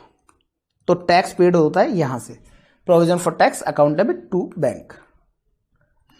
ठीक है, तो ऐसे केस के अंदर अब क्या यहां पर कितना प्रोविजन बना वो बैलेंसिंग फिगर से नहीं आ जाएगा क्या? कितने का प्रोविजन बना वो बैलेंसिंग फिगर से नहीं आ जाएगा क्या? तो बैलेंसिंग फिगर से आ जाएगा 50 रुपए का, 50,000 रुपीज इन 1000 मान लेते हैं, तो 50,000 का प्रोविजन बना, आ गया। और अगर ये 50 दिया होता तो क्या ये 20 बैलेंसिंग फिगर से नहीं आ जाता? आ जाता। तो इन शॉर्ट 4 में से 3 आइटम आ जाएंगे, तो चौथा आइटम तो अपने आप ही बैलेंसिंग फिगर से आ जाएगा ना आपके पास। तो इसलिए आपको इस चीज का ध्यान रखना है, इस स्पेशल ट्रीटमेंट का। तो अगर कल को क्वेश्चन में आप लोगों को केवल और केवल ओपनिंग क्लोजिंग बैलेंस दे, तो गो फॉर करंट लायबिलिटी। अगर ओपनिंग और क्लोजिंग बैलेंस के साथ अगर आपको प्रोविजन या टैक्स पेड का अमाउंट दे दे, तो फिर आप लोगों को प्रोविजन तो लेके जाना है P&L एडजस्टमेंट अकाउंट में, और टैक्स पेड को लेके जाना है फंड फ्लो स्टेटमेंट अकाउंट में। ये ट्रीटमेंट आपको ध्यान रखना है। ये जो एडवाइस है ये रियल में आप लोगों को बहुत सारे क्वेश्चंस में बहुत ज्यादा यूजफुल आएगी, नहीं तो अदरवाइज इसमें इंस्टीट्यूट ने आपको कोई क्लैरिटी नहीं दी थी और बच्चा यहां कंफ्यूज हो जाता था, सर कई क्वेश्चनों में तो प्रोविजन फॉर टैक्स को ले रहे हैं, कई क्वेश्चनों में प्रोविजन फॉर टैक्स को नहीं ले रहे हैं। तो इस चीज का आप लोगों को विशेष ध्यान देना है, ठीक है। चलिए अब बात कर लेते हैं इन्होंने क्या लिखा उसकी। Here fund phloem operation is calculated after adding back tax provision and propose dividend. तो टैक्स प्रोविजन और प्रपोज डिविडेंड को लेकर के किया, लेकिन क्वेश्चन ने क्या बोला, स्टूडेंट शुड नोट, स्टूडेंट को ध्यान में रखना चाहिए क्या, if provision for tax and propose dividend are excluded from current liability, that means current liability में नहीं लिया है, then only these item are to be added back to find out fund from operation. तो ही ये चीज आप लोग यहां पर लेंगे, अदरवाइज आप लोग नहीं लेंगे। सर आपने तो यहां पे प्रोविजन फॉर टैक्स के लिए बारे में बात करी है, प्रपोज डिविडेंड के बारे में तो बात ही नहीं करी है। मैं आपको बता दूं, प्रपोज डिविडेंड को मैं हमेशा से, प्रपोज डिविडेंड का जो पोर्शन है उसको मैं हमेशा से आप लोगों के लिए फंड फ्रॉम ऑपरेशन में ही लूंगा, क्योंकि मैं वहां पर इसका जो जितना इस साल का जो प्रोविजन बना है, मतलब आपको पता है पिछले साल का जो प्रोविजन होता है उसको हम लोग टैक्स, उसको डिविडेंड पेड में ले लेते हैं, और इस साल का जो क्लोजिंग बैलेंस होता है उसको हम लोग क्या करते हैं, उसको हम लोग इस साल का न्यू प्रोविजन कितना बनाया उसमें ले लेते हैं। तो मैंने उसको उसी अकॉर्डिंग ट्रीट किया है, इसलिए मैंने आपको प्रपोज डिविडेंड के बारे में नहीं बोला है। तो आप चाहो तो प्रपोज डिविडेंड यहां से काट भी सकते हो, आप लोगों को टेंशन नहीं होगी। ये लो, आप तो केवल और केवल प्रपोज डिविडेंड को भूल जाओ, केवल प्रोविजन फॉर टैक्स याद रखो, ठीक है। आइए, तो ये आपका फंड फ्रॉम ऑपरेशन आ जाएगा, और यहां से अब ये फंड फ्रॉम ऑपरेशन क्या आ जाएगा, आप सिंपल सी चीज है, अगर फंड फ्रॉम ऑपरेशन के अंदर आपका क्रेडिट में बैलेंस आएगा तो डेफिनेटली सोर्सेज में जाएगा, और अगर डेबिट में बैलेंस आएगा तो ये आप लोगों का मतलब, कहने का मतलब अगर यहां पे सब्ट्रैक्ट वगैरह करने के बाद ये अगर प्लस का बच जाता है तो कहां जाएगा, सोर्सेज में, माइनस का बचेगा तो एप्लीकेशन में। लेकिन मैं आपको बता दूं 100% क्वेश्चंस में आपको ये एप्लीकेशन नहीं सोर्सेज में ही आता हुआ नजर आएगा, क्योंकि ये आप लोगों के इतने ही प्रॉफिट लॉस का एडजस्टमेंट होता है, वो आप लोगों का हमेशा आपको फंड फ्रॉम ऑपरेशन सोर्सेज में ही देखने को मिलेगा, ठीक है। एप्लीकेशन की बात कर लेते हैं, तो कोई भी फिक्स्ड एसेट को परचेज किया है इन्वेस्टमेंट के तौर पे, या इन्वेस्टमेंट परचेज किया है, तो cash payment for purchase in application of fund, but if purchase is made by issue of share या डिबेंचर से, तो ऑब्वियस बात है उस जगह कोई फंड का यूज नहीं हुआ तो एप्लीकेशन ऑफ फंड में काउंट नहीं होगा। Similarly if purchase are on credit तो this will not constitute fund application. कल को उधार में खरीदी है, कोई एसेट खरीदी है उधार में, तो फंड एप्लीकेशन में नहीं आएगा, पेमेंट दिया है तो ही आएगा। मतलब कुल मिला के फंड का फ्लो होना चाहिए। रिडम्पशन ऑफ डिबेंचर हो या प्रेफरेंस शेयर हो या रीपेमेंट ऑफ लोन हो, तो जो भी पेमेंट किया है including premium less discount, premium पे किया है तो ऐड और डिस्काउंट पे किया है तो less, is to be taken as a fund application में काम कर लेंगे। कोई भी डिविडेंड या टैक्स का पेमेंट किया है तो, लेकिन ध्यान रखिएगा टैक्स का पेमेंट कब आएगा एप्लीकेशन में, ओनली तब जब प्रोविजन आप लोगों ने फंड फ्रॉम ऑपरेशन निकालते समय P&L एडजस्टमेंट अकाउंट में लिया हो तब। Application of fund if previous provisions are excluded from current liability, उसको करंट लायबिलिटी में नहीं लिया तो ही, and current provision are added back to profit, और करंट प्रोविजन जो बनाया उनको अगर आपने एड बैक किया है प्रॉफिट में to determine fund from operation, तो ही हम लोग इसको यहां पर लेंगे, अदरवाइज हम लोग टैक्स पेड को यहां पर नहीं लेंगे, ठीक है। तो ये नोट्स में मैंने आपको मेंशन कर दिया है। और इंक्रीज इन वर्किंग कैपिटल आपको पता है, इंक्रीज है तो माइनस करना है, और माइनस कहां होगा एप्लीकेशन में, तो it is the balancing figure, this figure will come from change in working capital statement से निकल के आ जाएगा। अब कैसे बनेगा, फॉर्मेट क्या रहेगा, तो ये रहा जी आपके सामने फॉर्मेट। इस फॉर्मेट पर हम लोग बनाएंगे फंड फ्लो स्टेटमेंट, इस फॉर्मेट पर हम लोग बनाएंगे फंड फ्लो स्टेटमेंट, और ये फंड फ्लो स्टेटमेंट में सोर्सेज ऑफ फंड्स आ गया, एप्लीकेशन ऑफ फंड्स आ गया। तो सोर्सेज ऑफ फंड्स में क्या क्या आएंगे आपका, सबसे पहले तो फंड फ्लो ऑपरेशन, जो कि आपका P&L एडजस्टमेंट अकाउंट से आएगा ना, वो तो P&L एडजस्टमेंट अकाउंट से वो एडलेस करके आएगा, उसे हम बोलेंगे फंड फ्रॉम ऑपरेशन। इसके बाद में कोई असेट सेल करी, कोई इन्वेस्टमेंट सेल करे, कोई शेयर्स इश्यू करे, कोई डिविडेंड रिसीव किया, कोई डिबेंचर्स इश्यू करे, कोई भी लोन लिया, कोई भी डिक्रीज इन वर्किंग कैपिटल है, तो ये सारे आ जाएंगे सोर्सेज में।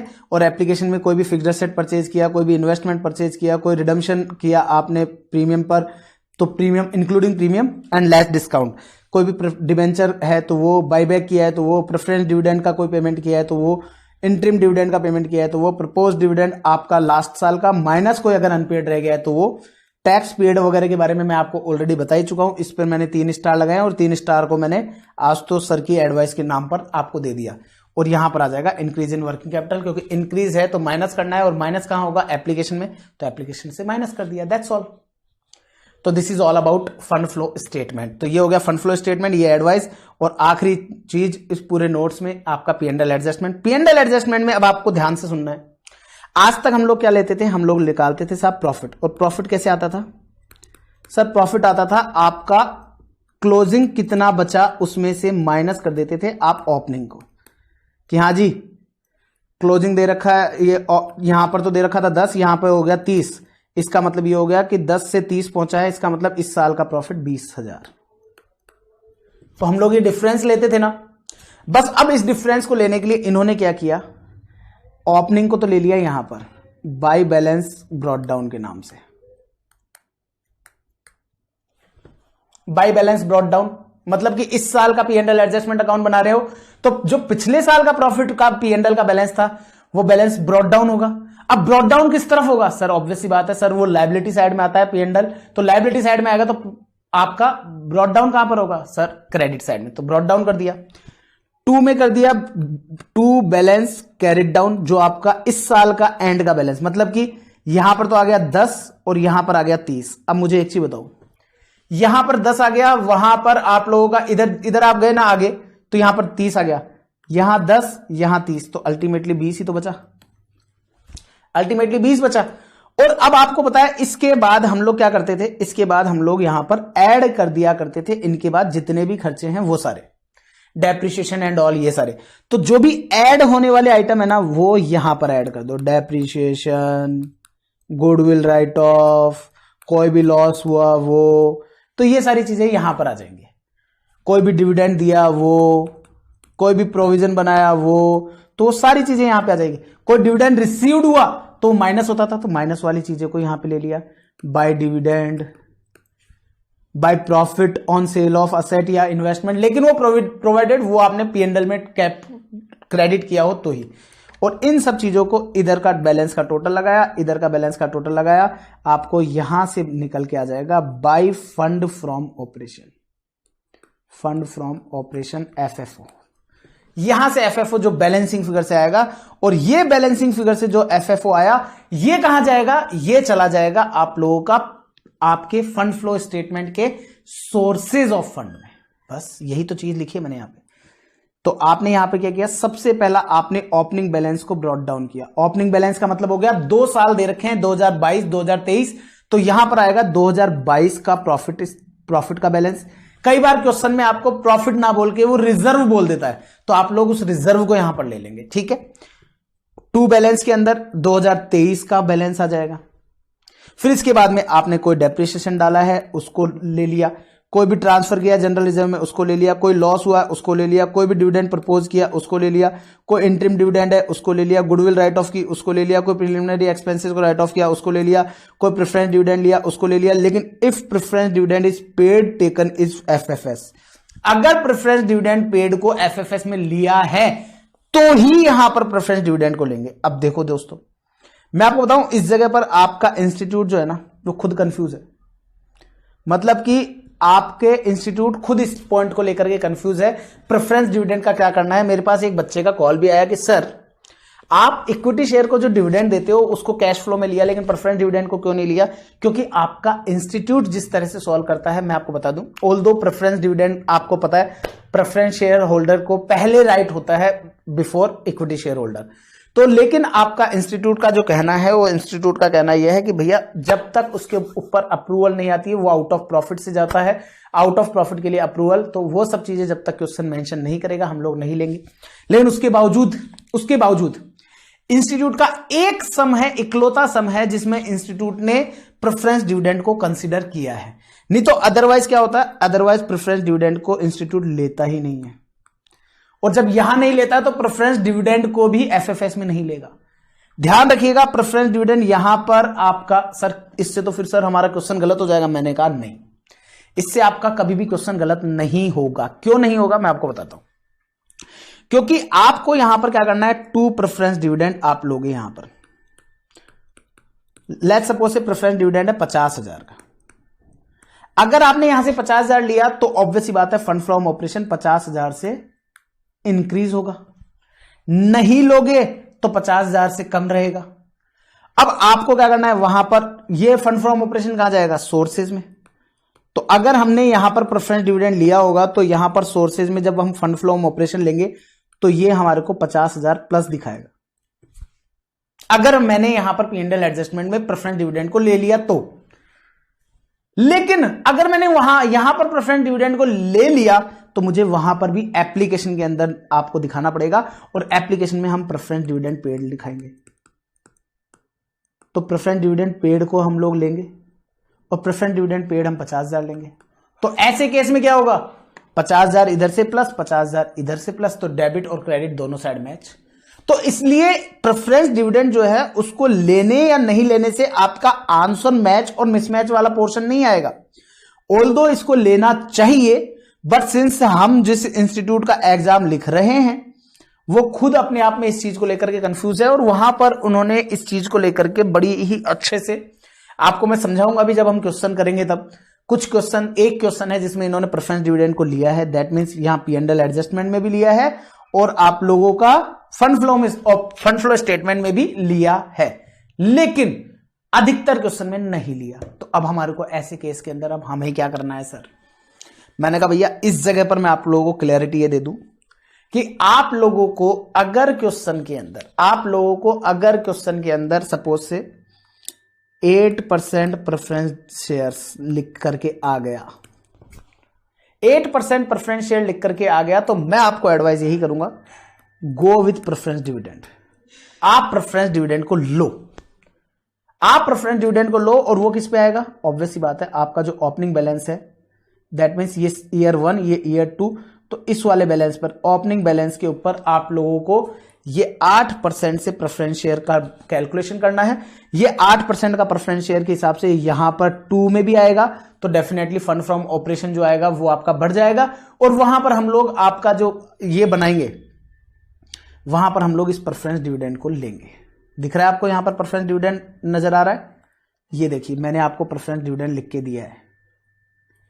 लेकिन इस प्रेफरेंस डिविडेंड का ये ध्यान रखना है आपको, if taken in P&L adjustment.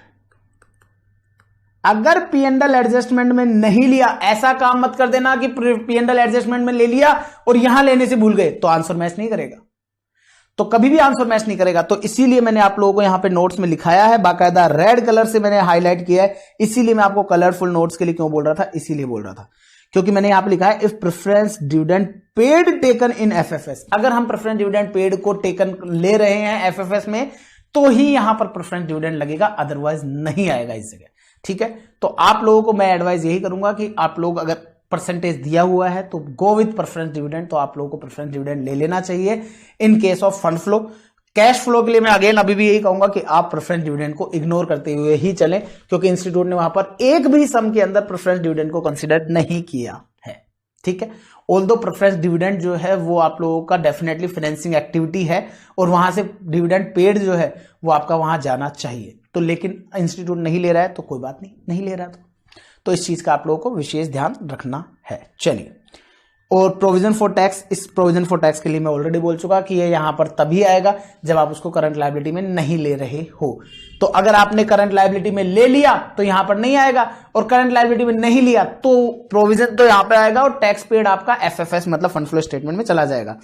फिर बाय डिविडेंड रिसीव्ड आपका आ जाएगा, बाय डिविडेंड रिसीव्ड कितना हुआ वो, और उसमें से bye profit on sale of asset अगर आपका कोई हो लेकिन उसको भी P&L में ट्रांसफर किया होगा तो ही आएगा। इस चीज का विशेष ध्यान देना है। ये जो मैंने रेड पेन से मतलब रेड कलर से जो आपको नोट्स में लिखा है ना, इन सब चीजों का विशेष योगदान है आप लोगों के क्वेश्चन के अंदर, तो इस चीज का ध्यान रखना है। If profit transfer to P&L account है ना तो ही आपका यहां आएगा, अदरवाइज नहीं आएगा।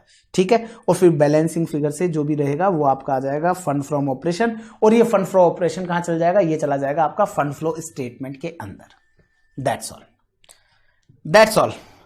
This is all about your fund flow statement. उम्मीद करता हूं कि आप लोगों को ये पूरा का पूरा पोर्शन अच्छे से समझ में आ गया होगा, और जिनको नहीं आया उनको कोई दिक्कत वाली बात नहीं है। अभी एक क्वेश्चन लूंगा उसमें पूरा क्लियर हो जाएगा। ठीक है, तो उससे पहले बिफोर दैट मैं 1 मिनट का लूंगा ब्रेक, फिर हम लोग हमारा स्टार्ट करेंगे आप लोगों के साथ फंड फ्लो स्टेटमेंट के क्वेश्चन। तो ये तब तक मैं टाइम भी देख लेता हूं कि कितना समय हो चुका है अभी हमारे को, फिर उस हिसाब से मैं क्वेश्चन को डिसाइड करूंगा।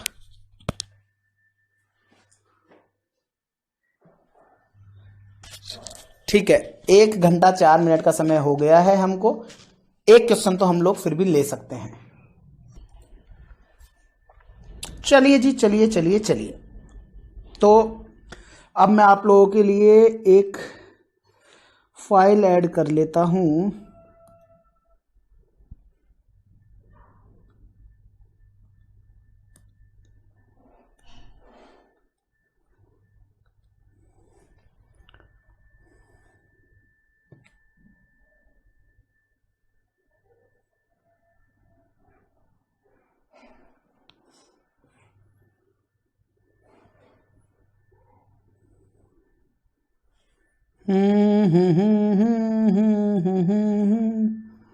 ला ला ला ला ला। एक सीएम इंस्टीट्यूट था, बच्चों को खेलने नहीं देता था। चलो जी, आ जाओ। टिंग टिंग टिंग टिंग टिंग। ये लो जी, हमने क्वेश्चन स्टार्ट कर रहे हैं। अब यहां से स्टार्ट करेंगे हम क्वेश्चन। सबसे पहला दोस्तों आप लोग निकाल लेंगे आपके बुक, और बुक के अंदर आप लोग देखेंगे क्या, पहले आप लोगों को पता ही है कि पहले हम लोग इस बुक का एनालिसिस देखेंगे कि आखिरकार हमारी जो बुक है उसमें फंड फ्लो स्टेटमेंट का एनालिसिस क्या कहता है। ऑल्दो इतना ज्यादा इंपॉर्टेंट चैप्टर पास्ट ट्रेंड के हिसाब से तो नहीं है, बट इसका मतलब ये नहीं है कि आपको ये कहा जाए कि अरे फंड फ्लो स्टेटमेंट तो इंपॉर्टेंट ही नहीं है, क्योंकि किस्मत जब खराब होती है ना तो इंस्टीट्यूट उसी टॉपिक से पूछता है जिस टॉपिक को आप लोग लाइटली ले लेते हो। अब यहां देखिए, आपकी बुक में चैप्टर नंबर 3 दे रखा है fund flow statement. Past trend की बात करते हैं तो देखो दोस्तों, पास्ट ट्रेंड की बात कर लेते हैं। तो जून 2017 में क्वेश्चन नंबर 10 और 11 आया 8 marks and 4 marks. That means question number 10 तो आया 8 मार्क्स का और ये आया 4 मार्क्स का। तो ऐसा करके आपको 8 और 4 मार्क्स के लिए टोटल 12 मार्क्स के लिए पूछा गया। फिर दिसंबर 17 में नहीं आया। फिर जून 18 में तीसरे नंबर का जो क्वेश्चन है हमारी बुक में वो 4 मार्क्स के लिए पूछा गया। फिर उसके बाद में दिसंबर 18 में भी नहीं आया, जून 19 में नहीं आया, दिसंबर 19 में नहीं आया, जून 20 एंड ऑनवर्ड्स फिर आप लोगों के ऑनलाइन एग्जामिनेशन हो गए हैं। और फिर उसके बाद में आप लोगों का ऑफलाइन एग्जामिनेशन जो है दिसंबर 22 उसका पेपर नहीं है। तो इसका मतलब हमारे पास उसका एनालिसिस नहीं है, सिंपल। चलिए, और ये आपको पता ही है, पेज नंबर आपको दे रखे हैं, आपको कॉपी के पेज नंबर, ताकि आप लोग कुछ भी पेज नंबर लिखना चाहें वो पेज नंबर, और कोई ब्रीफ नोट्स अगर आप लोग लिखना चाहें तो वो ब्रीफ नोट यहां पर लिख सकते हैं। ठीक है, आ जाओ। सबसे पहला क्वेश्चन जून 2014 का 2 मार्क्स का एक क्वेश्चन है, बहुत ही अच्छा सा क्वेश्चन है। क्वेश्चन नंबर 1 जून 2014 2 मार्क्स का। टोटल 16 क्वेश्चंस हैं आपके, जिसमें से 2 क्वेश्चन मैं आप लोगों को इस वाले लेक्चर में कराऊंगा। बाकी बचे हुए जो 14 क्वेश्चंस रहेंगे ना वो हम लोग आगे आने वाले 2 से 3 लेक्चर में कंप्लीट करेंगे। मतलब 2 लेक्चर में तो नहीं होगा, 2 से 3 लेक्चर में कंप्लीट होगा। तो वो 3 लेक्चर में आप लोगों का ये कंप्लीट हो जाएगा। ठीक है। The balances of the plant and machinery of AKAS limited.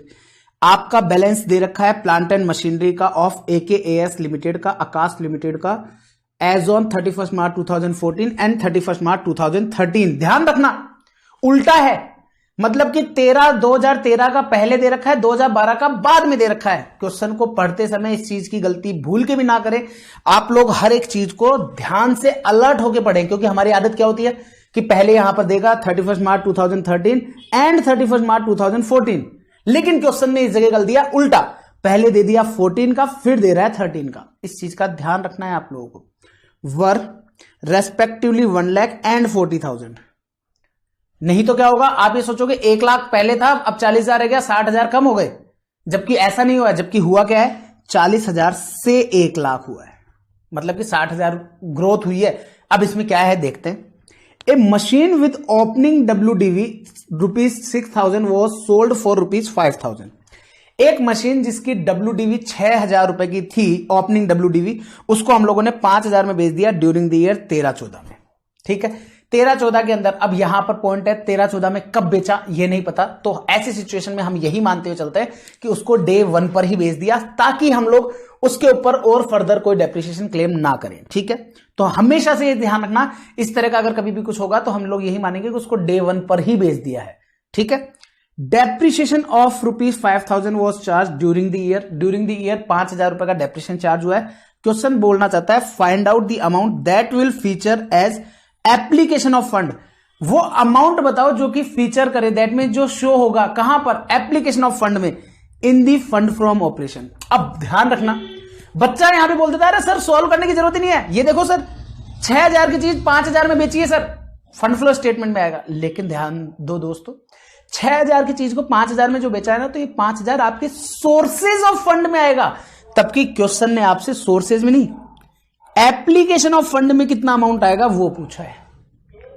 Question ने आपसे सोर्सेज ऑफ फंड में कितना अमाउंट आएगा ये नहीं पूछा है, क्वेश्चन ने पूछा है एप्लीकेशन ऑफ फंड में कितना आएगा। अब आपको पता है प्लांट एंड मशीनरी से अगर हम बात करें तो वहां से एप्लीकेशन में क्या आ सकता है, जब हम प्लांट एंड मशीनरी परचेज करेंगे वो अमाउंट आता है एप्लीकेशन ऑफ फंड्स में। अब वो अमाउंट कितना होगा वो हमारे को कैसे पता चलेगा, तो बनाते हैं प्लांट एंड मशीनरी का अकाउंट। आ जाइए, कहां गया भैया, आ गया। तो सबसे पहला हम लोग हो गया क्वेश्चन नंबर 1, और इसमें हम लोग बनाएंगे हमारा प्लांट एंड मशीनरी का अकाउंट।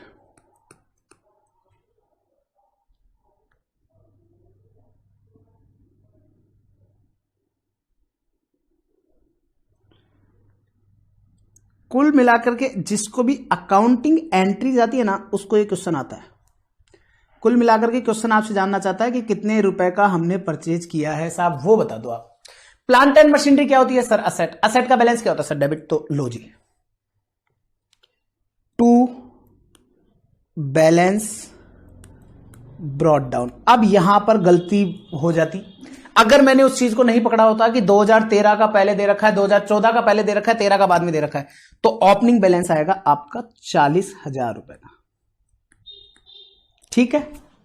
और क्लोजिंग बैलेंस क्वेश्चन ने आपको दिया है, और क्लोजिंग बैलेंस दिया है बाय बैलेंस कैरिड डाउन, और वो हो जाएगा आपका 1,00,000 रुपए का। Done, yes sir done. आइए यहां पे हम लोग बाद में टोटल लगाएंगे, बैलेंसिंग फिगर से हमारे पास कितने रुपए की परचेज करी है वो हमारे पास आ जाएगी। आइए, अब यहां पर सबसे पहला हमारे को ट्रांजैक्शन दे रखा है, और वो ये है एक मशीन जिसकी ओपनिंग डब्ल्यूडीवी 6,000 रुपए की थी, उसको हमने 5,000 में बेच दिया। अब मुझे एक चीज बताओ, जब बेचा तो हमारे एंट्री क्या करी होगी sir, bank account debit, that means by bank 5,000। 6,000 की चीज को 5,000 में बेचना, 1,000 रुपए का लॉस होगा, तो बाय P&L अकाउंट डेबिट 1,000 रुपए। कैसे आया 1,000, आप लोगों को पता है 6,000 माइनस 5,000, तो 1,000 रुपए आपका लॉस आ गया है, ब्रैकेट में लिख दोगे loss. Done, yes sir done. फिर उसके बाद में क्वेश्चन बोलता है डेप्रिसिएशन पूरे साल भर का 5,000 रुपए चार्ज किया। डेप्रिसिएशन चार्ज होता है तो क्या होता है, प्लांट एंड मशीनरी की वैल्यू कम होती है। तो प्लांट एंड मशीनरी की वैल्यू कम कैसे होगी sir, bye depreciation. Bye depreciation 5,000, ये लीजिए। अब आप देखो यहां पर अगर मैं बात करूं तो क्या मेरे सारे ट्रांजैक्शन मैंने कर दिए, आंसर है यस सर। तो सारे ट्रांजैक्शन कर दिए, तो मेरे पास बैलेंसिंग फिगर से आ जाएगा टू बैंक, और टू बैंक आ जाएगा मेरे पास बैलेंसिंग फिगर से, और टू बैंक मेरा बैलेंसिंग फिगर होगा। और ये बैलेंसिंग फिगर क्या होगा, ये बैलेंसिंग फिगर होगा purchase of asset, purchase of plant and machinery, और ये अमाउंट होगा जो आप लोगों का एप्लीकेशन ऑफ फंड में जाएगा। तो कितना आ रहा है, 5,000 और एक 6,000, 6,000 और 5 11,000, तो 1,11,000 टोटल, 1,11,000 इधर का भी टोटल, 1,11,000 में से 40,000 लेस हो गए तो बच गया 71,000। चेक कर लो, एप्लीकेशन ऑफ फंड में 71,000 का आंसर दिया हुआ है। तो एप्लीकेशन ऑफ फंड में अब आप लोगों को ऐसे आंसर को आप लोग सीधा एक थ्योरी फॉर्मेट में एक आंसर लिख के आ जाएंगे, और वो आंसर में क्या लिख देंगे आप, एप्लीकेशन ऑफ फंड में आप लोगों का purchase of plant and machinery आएगा, जो कि अमाउंट रहेगा 71,000। ये तो हिंदी मीडियम के बच्चों के लिए। इंग्लिश मीडियम के बच्चों के लिए purchase of plant and machinery amounting to ₹71,000 will be reflected under application of funds. That's all, खत्म। इतना सही है, हिंदी और इंग्लिश में फर्क क्या है, इतना ही सही तो फर्क है। तो हो गया जी क्वेश्चन नंबर 1 आपका डन, ठीक है। 15 क्वेश्चन बच गए। अब आ जाओ नेक्स्ट क्वेश्चन, हम सीधा जंप करेंगे और सीधा हम क्वेश्चन पे जाएंगे, क्वेश्चन नंबर 13 पर। आओ जी आओ। आइए आ जाइए आ भी जाइए, आ देखे जरा किसमें कितना है दम, और जम के रखना कदम मेरे साथिया। कितना बेसुरा गाता हूं मैं, हे भगवान। चलो जी, चलो चलो चलो, चले चले चले चले चले आगे। क्वेश्चन नंबर 13 आप लोगों की स्क्रीन पर, और मैं भी मेरा पेज नंबर निकाल लेता हूं। पेज नंबर रहेगा ये 3.16। जी हां दोस्तों, क्वेश्चन नंबर 3.16 आप लोगों की स्क्रीन पर ये रहा। क्या कह रहा है क्वेश्चन का? कहना है साहब मेरे नाम क्वेश्चन नंबर 13 है और मैं स्टडी मटेरियल से जन्म प्राप्त हुआ है मुझे। तो यहां पर क्या कहता है, from the following balance sheet of JKJ limited. JKJ limited की बैलेंस शीट दे रखी है। क्वेश्चन कहता है प्रिपेयर कीजिएगा fund flow statement for 2016, rupees in thousands आपको दे रखे हैं। 31 मार्च 2015, 31 मार्च 2016। सबसे पहले हमारी आदत होती है हम स्टार्ट यहां से करते हैं, हम ऊपर भूल जाते हैं, इसको भी देखना है भैया। ये बहुत इंपॉर्टेंट चीज होती है। क्यों? क्योंकि कई बार क्या होता है, इंस्टीट्यूट 31 मार्च 2016 को तो दे देता है यहां, और 2015 को दे देता है यहां, और हमारी बच जाती है बैंड, और हमारी बैंड बच जाती है। इसलिए क्वेश्चन में अगर कुछ भी चीज दिया हुआ है तो उसको एक बार आंखों से ढंग से निकालते हुए जरूर चलना। आपको हर एक चीज अश्योर होना चाहिए। अच्छा यहां पे 15 दे रखा है, यहां पे 16 दे रखा है, दैट्स इट। ठीक है, इसका मतलब ये वाला आपका पिछले साल का है, ये वाला इस साल का है, तो हमारे को समझ में आता है। तो ये वाली चीज का विशेष ध्यान देना है, इसको आसानी से मत ले लेना आप। ठीक है, अब हर एक ट्रांजेक्शन को देखते हुए चलते हैं, और हर एक ट्रांजेक्शन को देखते हुए चलेंगे, अपने आप समझ में आ जाएगा। देखो जी, सबसे पहला इक्विटी शेयर कैपिटल 1,50,000 की थी, 2 लाख की हो गई। इसका मतलब कहीं ना कहीं 50,000 रुपए हमने और इश्यू करे हैं। 9% redeemable preference share capital. 9% redeemable preference share capital का मतलब क्या हो गया, आपका इस प्रेफरेंस शेयर कैपिटल 9% की है, 75,000 की थी, अब 50,000 की रह गई। इसका मतलब कहीं ना कहीं रिडीमेबल प्रेफरेंस शेयर है, हमने 25,000 का रिडम्पशन कर दिया। ठीक है, आगे चलो। कैपिटल रिजर्व में आपको पहले तो कुछ नहीं था, और अब आपको 10,000 डाल दिए गए हैं। तो पहले कुछ नहीं था, अब 10,000 डाल दिए। इसका मतलब यह है कि सर कहीं ना कहीं हमारे को कोई ना कोई प्रॉफिट हुआ था, कैपिटल नेचर का कोई ना कोई प्रॉफिट हुआ है, जिसको हम लोगों ने पीएनएल में ना डाल करके कैपिटल रिजर्व में डाला है। ठीक है, इससे मुझे यह समझ में आता है। ठीक है, मैं ये जब पढ़ रहा होता हूं ना क्वेश्चन को, तो आपका माइंड भी उसी हिसाब से होना चाहिए जिस हिसाब से मैं पढ़ रहा हूं और जिस हिसाब से मैं इंटरप्रेट कर रहा हूं। मुझे तो पूरा क्वेश्चन आता है, मैं इंटरप्रेट करके आपको इसीलिए बता रहा होता हूं ताकि आप लोग भी उन क्वेश्चंस को उसी तरह से इंटरप्रेट करें जिस तरह से मैं कर रहा हूं। तो कैपिटल रिजर्व में जब आपने देखा कि ओपनिंग बैलेंस कुछ नहीं था, बाद में 10,000 आ गया, इसका मतलब 10,000 कहीं ना कहीं से कैपिटल रिजर्व में डाला गया है। अब ये कैपिटल रिजर्व में कैसे डाला होगा, कोई ना कोई कैपिटल प्रॉफिट आया होगा हमारा, जो हमने यहां पर डाला है। आगे चलो, जनरल रिजर्व पहले 20,000 था, अब 25,000 हो गया। इसका मतलब 5,000 रुपए जनरल रिजर्व में और डाले गए हैं। प्रॉफिट एंड लॉस अकाउंट पहले 15,000 था, अब 24,000 हो गया। इसका मतलब 9,000 रुपए हमारा एडिशनल प्रॉफिट हमने इस साल अर्न किया है। प्रपोज डिविडेंड के बारे में पहले 21,000 था, अब 25,000 हो गया। इसका मतलब 21,000 जो पिछले साल का प्रपोज था वो हम इस साल पे करेंगे, और 25,000 इस साल का प्रपोज्ड होगा। चलिए आगे।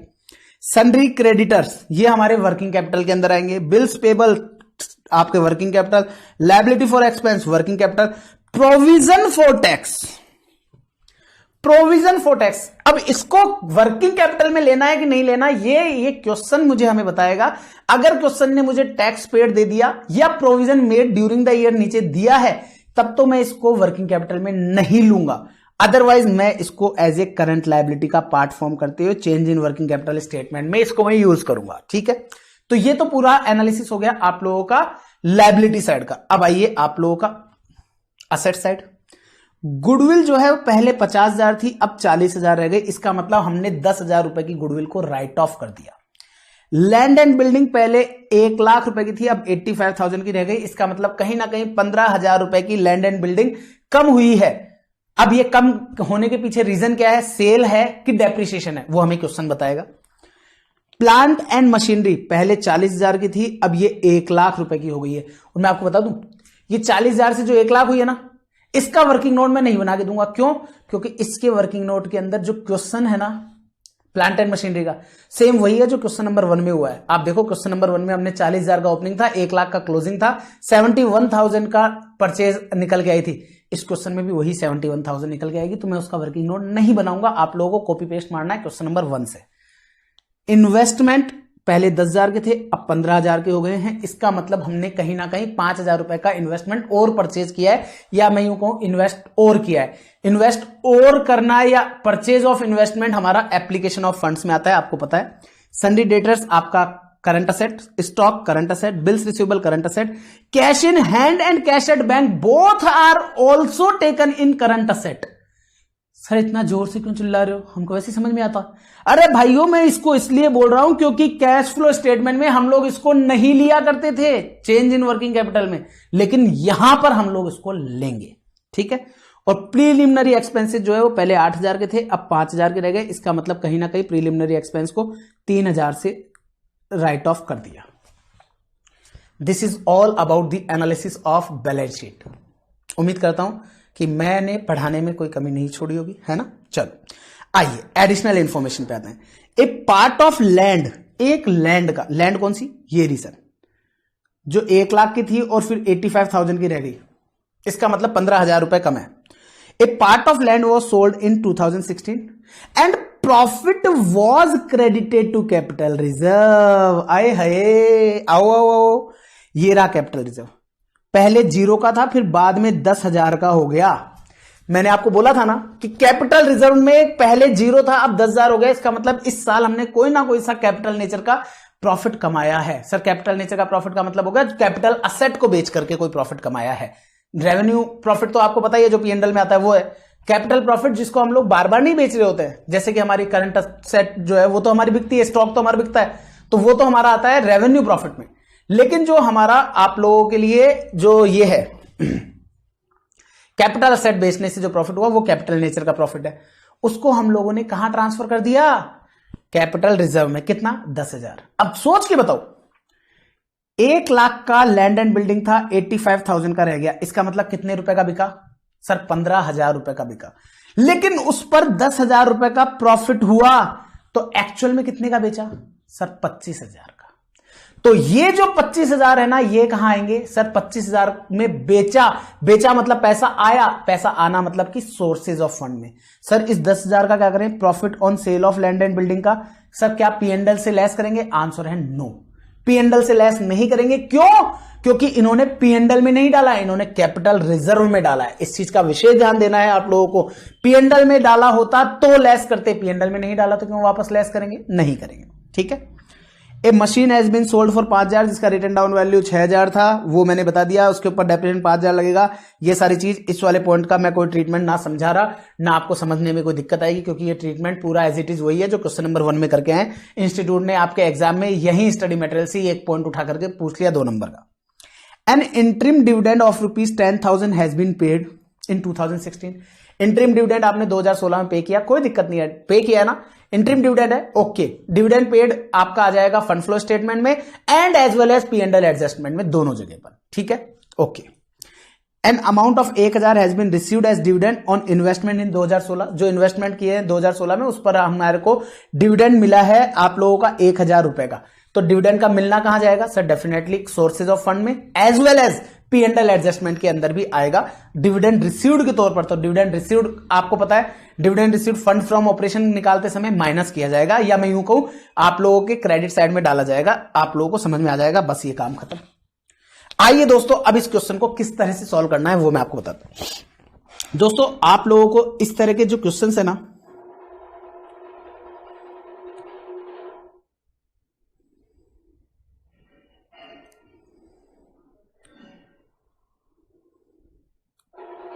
चलिए, ओ भाई साहब क्वेश्चन कहां गए, फंड फ्लो ऑपरेशन के,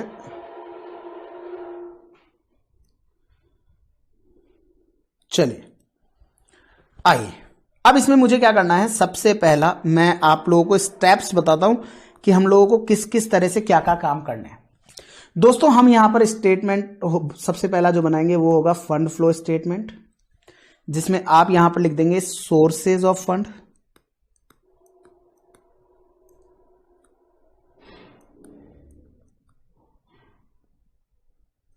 यहां पे आ जाएगा आपका अमाउंट वाला कॉलम, फिर आ जाएगा आपका एप्लीकेशन ऑफ फंड्स। मैं छोटा लिख रहा हूं, आप लोगों को पूरा लिखना है, एप्लीकेशन ऑफ फंड्स, और यहां पर आ जाएगा अमाउंट वाला कॉलम।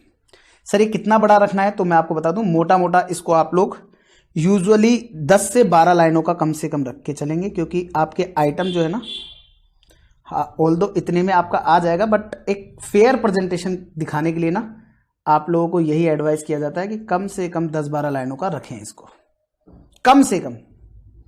ठीक है, ये हो गया। ये आपका फंड फ्रॉम ऑपरेशन हो जाएगा, आपका सॉरी फंड फ्लो स्टेटमेंट हो जाएगा। इसके बाद में आप लोग अगर यहां पर बात की जाए तो इसको चलिए मैं थोड़ा बड़ा और बड़ा लिख लेता हूं, मेरे पास जब जगह है नीचे की भी खाली खराब जाएगी वैसे भी। ये लीजिए, मैंने ये पूरा का पूरा फंड फ्लो स्टेटमेंट के तौर पर ले लिया। ठीक है, देन इसके बाद में मैं नेक्स्ट स्टेटमेंट जो बनाऊंगा, वो नेक्स्ट स्टेटमेंट मेरा बनेगा P and L adjustment account. P and L adjustment account. Sir ये कितना लाइन का रखना है, ये भी आप लोग रखेंगे लगभग वही 10 से 12 लाइनों का। ये हो गया आपका P and L adjustment account. Just a second, एक सेकेंड, यस। तो पी एंड एल एडजस्टमेंट हो गया, और पी एंड एल एडजस्टमेंट के बाद में हमको एक वर्किंग नोट जो है वो बनाना है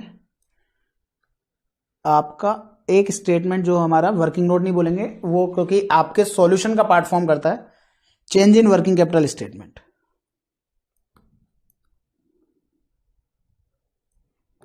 change in working capital statement. मुझे एक चीज बताओ, प्रोविजन फॉर टैक्स जो है वो मुझे करंट लायबिलिटी में लेना है या आप लोगों का पी एंड एल एडजस्टमेंट में और फंड फ्लो स्टेटमेंट में आएगा? सर कैसी बातें कर रहे हो सर, प्रोविजन फॉर टैक्स दे रखा है बैलेंस शीट में, उसके अलावा नीचे कुछ डिटेल ही नहीं है। तो जब नीचे डिटेल नहीं है तो सर करंट लायबिलिटी में लो और मस्त छोटे से में सॉल्यूशन कर करा के खत्म करो। ठीक है जी, कर देंगे। तो ये यहां से आएगा इतने से में, तो आपका करंट असेट, करंट लायबिलिटी, और ये यहां पे 2 लाइन मैंने नीचे की इसलिए छोड़ दी क्योंकि इंक्रीज वगैरह का जो डिफरेंस है वो निकाल करके केवल वो लिखना है मेरे को, इंक्रीज डिक्रीज जो भी आएगा। चलो जी, ये हो गया काम पूरा का पूरा। कुल मिलाकर के ये 3 जो हैं ये आपको हर क्वेश्चन में बनाने पड़ेंगे। ये 3 जो अकाउंट बोल लो आप, इनको वर्किंग कैपिटल स्टेटमेंट्स बोल लो, कुछ भी बोल लो आप। ठीक है, तो ये 3 तो हमको हर जगह बनाने हैं, इस जगह पे पर्टिकुलर रुपीस आ जाएगा। चलिए ठीक है, चलो जी, चलो चलो चलो चलो चलो चलो। सबसे पहला काम, मैं एडिशनल इंफॉर्मेशन की जगह सबसे पहले मैं क्या लिखूंगा, मैं यहां पर लिखूंगा जी बाय बैलेंस ब्रॉट डाउन।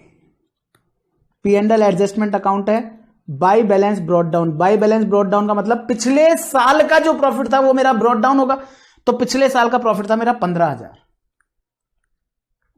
और जो इस साल का प्रॉफिट है वो मेरा 2 कैरी डाउन जाएगा। तो 2 बैलेंस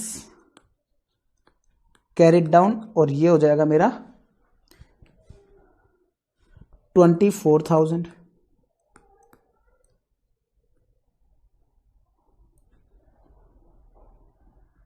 ये लीजिए, ये हो गया बात। आ जाओ, सबसे पहला एडिशनल इंफॉर्मेशन पे आते हैं। एडिशनल इंफॉर्मेशन पे लिखा है a part of land was sold out in 2016। मैं आपको एक चीज और बता दूं, आपका जो सोर्सेज ऑफ फंड है ना, इसमें वैसे ऐसा नहीं है कि यार ऐसा ही होना चाहिए, लेकिन यूजुअली जो आज तक जितने भी क्वेश्चन है ना, उसमें फंड फ्रॉम ऑपरेशन जो है ना, उसको हम लोगों ने सबसे ऊपर ही लिखा है। तो फंड फ्रॉम ऑपरेशन सर आप कैसे कह सकते हो कि फंड फ्रॉम ऑपरेशन सोर्सेज में ही आएगा? ऐसा मैं बोल नहीं रहा हूं, ऐसा होता है।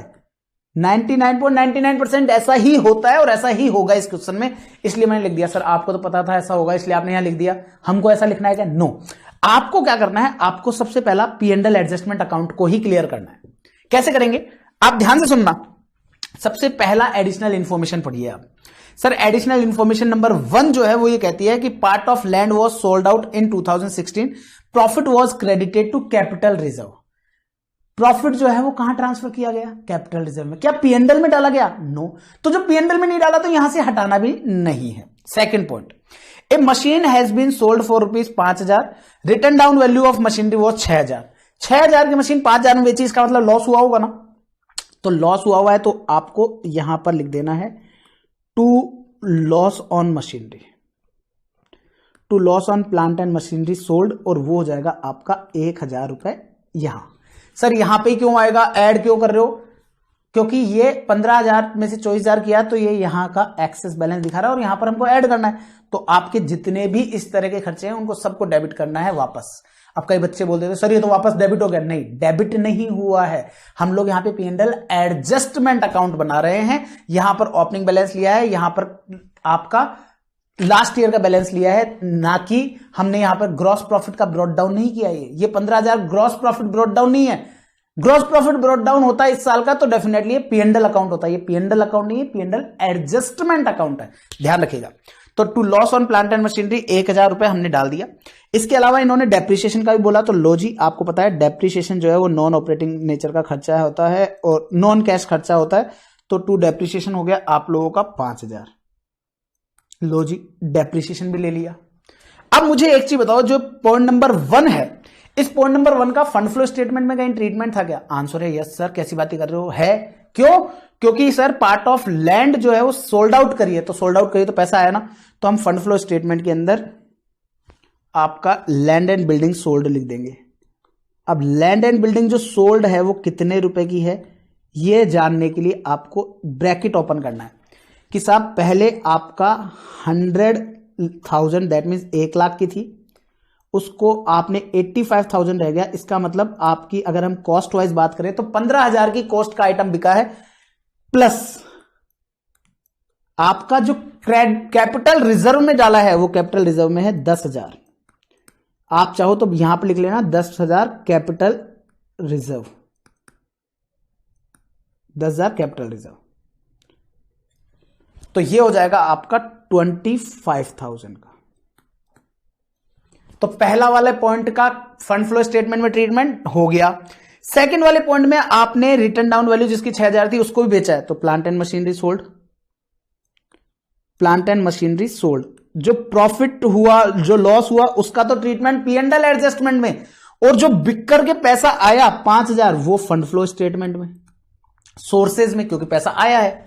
तीसरा पॉइंट आता है इंटरिम डिविडेंड पेड।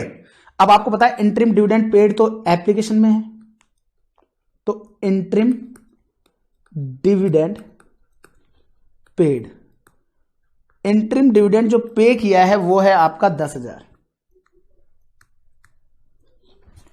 अब ये इंटरिम डिविडेंड यहां पे किया है, यहां पे पीएनएल एडजस्टमेंट में वापस से इसको ऐड बैक कर लेना है। बच्चा बोलता है सर कैसी बातें कर रहे हो, इंटरिम डिविडेंड जो है वो तो सर आपका पेमेंट हुआ है, उसमें आप उसको नॉन कैश कैसे मान सकते हो? मैं इसको as a non cash item add नहीं कर रहा हूं, मैं इसको as a non operating nature का ऐड कर रहा हूं, क्योंकि पीएनएल एडजस्टमेंट मुझे क्या बताएगा?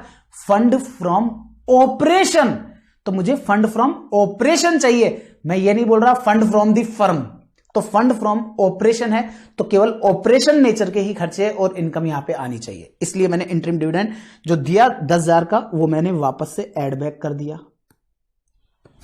नेक्स्ट फोर्थ पॉइंट पर इन्होंने बोला an amount of 1,000 has been received as a dividend on investment. तो डिविडेंड रिसीव्ड हुआ। अब डिविडेंड का रिसीव्ड होना कहां जाएगा सर? सोर्सेज में, तो यहां पर आ जाएगा डिविडेंड रिसीव्ड। अब आपको पता है डिविडेंड रिसीव्ड जो हुआ वो कितने का हुआ? 1,000 का। सर क्या डिविडेंड ऑपरेटिंग नेचर का है? नो। तो ऑपरेटिंग नेचर का नहीं है तो यहां से हटाओ। जब डिविडेंड पेड 2 में आया तो डिविडेंड रिसीव्ड कहां आएगा सर? बाय में, तो वो लेस होना है, तो by dividend received, by dividend received. By side में जो है वो आपका एक और खर्चा, एक और इनकम जो है वो आ सकती थी, एक और इनकम जो है वो आपकी आ सकती थी। ये किसका फोन आ रहा है भैया? Just a second. यस, तो आपका बाय डिविडेंड रिसीव्ड 1,000 तो आ गया। इसके अलावा एक और एंट्री आ सकती थी सर, कौन सी? जो अभी आपने लैंड एंड बिल्डिंग बेचा ना, उससे जो प्रॉफिट हुआ ना वो यहां आ सकता था, लेकिन कब आता? जब वो प्रॉफिट पीएनएल में ट्रांसफर किया होता। तो जब P&L में ट्रांसफर ही नहीं किया तो उसको यहां से वापस माइनस क्यों करता? नहीं करूंगा, इसलिए मैंने उसको यहां नहीं लिया। Okay done. तो मैंने एडिशनल इंफॉर्मेशन का पूरा ट्रीटमेंट कर दिया है, काम खत्म, पैसा हजम। ओके सर, कर दिया। आगे चलो सर, आगे चलते हैं, हम आते हैं हमारे इक्विटी शेयर कैपिटल पर। अब देखिए दोस्तों, इक्विटी शेयर कैपिटल में आप देखोगे 1.5 लाख की थी 2 लाख हो गई, तो 1.5 लाख की थी 2 लाख हो गई। जब भी आप इक्विटी शेयर कैपिटल का जब भी आप अमाउंट लोगे तो आप हमेशा हैंड टू हैंड देख लेना, कहीं बैलेंस शीट में सिक्योरिटी प्रीमियम तो नहीं दे रखा। क्वेश्चन में आपको सिक्योरिटी प्रीमियम नजर नहीं आ रहा है, सिक्योरिटी प्रीमियम नजर नहीं आ रहा है, इसका मतलब यह है कि सर आपने 50,000 में ही इश्यू करें तो इश्यू ऑफ इक्विटी शेयर आ जाएगा। अब इश्यू ऑफ इक्विटी शेयर से आपको पैसा आएगा, इसलिए मैंने आपको सोर्सेज में ले लिया है इश्यू ऑफ इक्विटी शेयर, और वो आ जाएंगे आपके 50,000 के। अब मैं ये बताने की जरूरत नहीं है ये 50,000 कहां से आए, आप लोग चाहे तो लिख सकते हो 2 लाख में से 1.5 लाख माइनस हो गया कि पहले 1.5 लाख के थे अब 2 लाख हो गए, इसका मतलब 50,000 के इश्यू करे होंगे तब यहां 50,000। फिर आता है 9% रिडीमेबल प्रेफरेंस शेयर कैपिटल, तो 75,000 के प्रेफरेंस शेयर कैपिटल है, ये 50,000 रह गया, इसका मतलब 25,000 का रिडम्पशन हो गया। तो रिडम्पशन ऑफ प्रेफरेंस शेयर,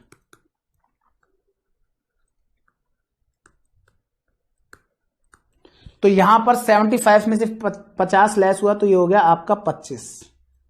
अब दोस्तों वैसे तो यहां पर इसका प्रेफरेंस शेयर के ऊपर जो डिविडेंड है वो लेना था, लेकिन सिंस मैं इसको इस क्वेश्चन में नहीं ले रहा हूं क्योंकि इंस्टीट्यूट ने आपका नहीं लिया है, तो इंस्टीट्यूट ने आपके इन क्वेश्चंस के अंदर नहीं लिया है तो मैं भी नहीं ले रहा हूं। बट मैं आप लोगों को मैंने पहले ही बोल चुका हूं कि आप लोगों को एडवाइजेबल यही है कि आप प्रेफरेंस शेयर का डिविडेंड ले और उसके बारे में अकॉर्डिंगली एक अजम्पशन डाल के आ जाए कि in the absence of information regarding preference dividend we have taken the same since dividend interim dividend has been paid on the equity share, so हमने उसको अकॉर्डिंगली उसके ऊपर भी डिविडेंड दे दिया है, तो आपका अकॉर्डिंगली वो आपका काम हो जाएगा। ठीक है, आगे चलिए। रिडम्पशन ऑफ प्रेफरेंस शेयर हो गया, कैपिटल रिजर्व का ट्रीटमेंट होगा। जनरल रिजर्व में 20,000 की जगह 25,000 हो गए, इसका मतलब 5,000 ट्रांसफर किए होंगे, तो यहां पर डालेंगे to transfer to general reserve,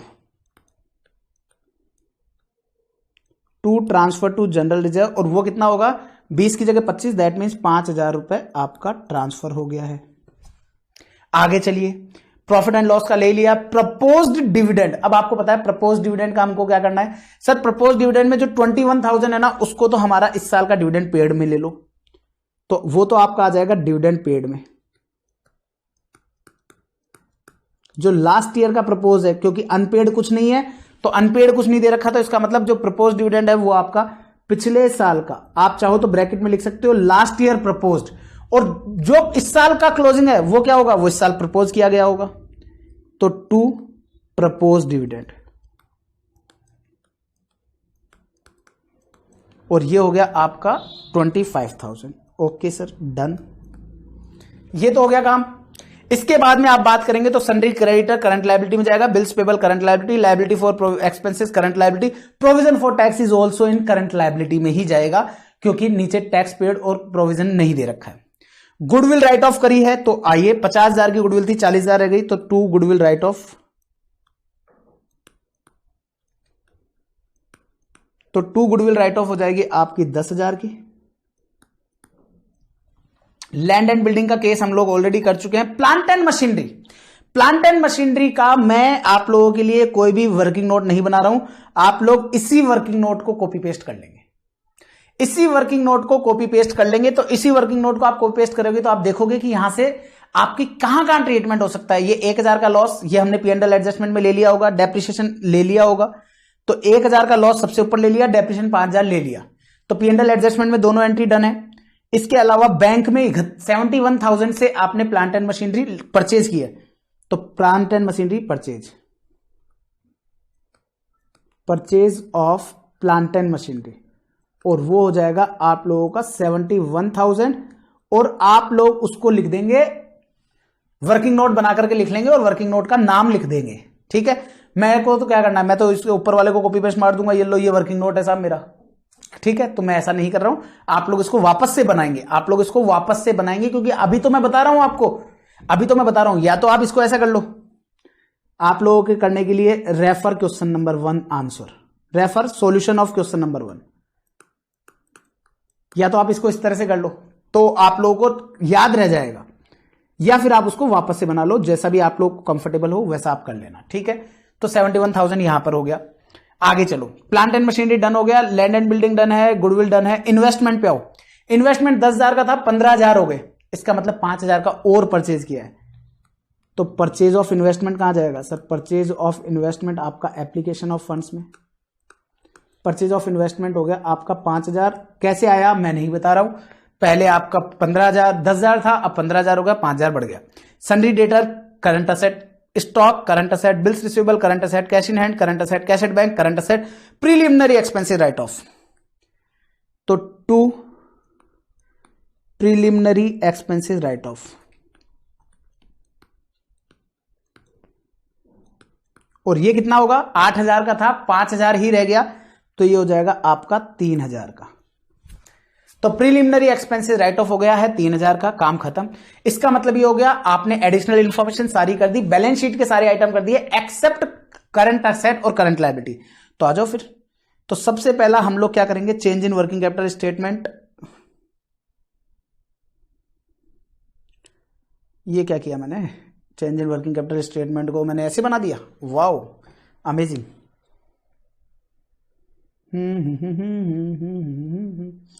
ऐसे नहीं बनेगा ये, ऐसे नहीं बनेगा। ये कैसे बनेगा? ये ऐसे बनेगा।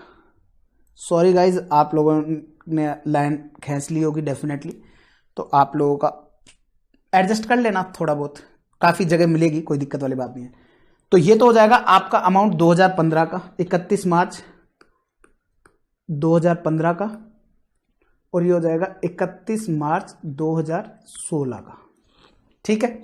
आपको पता है वर्किंग कैपिटल का मतलब क्या होता है? Current asset minus current liability. तो पहले हम क्या करेंगे? टोटल करंट असेट,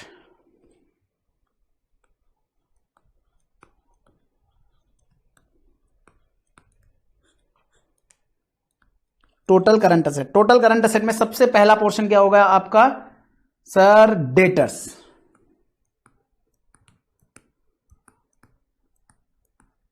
डेटर्स के अंदर सबसे पहला आ गया 70,000, तो यहां पर है, 85,000 यहां पर है, ठीक है। आगे चलिए, स्टॉक। स्टॉक के अंदर 39,000, स्टॉक में आ गया 39,000,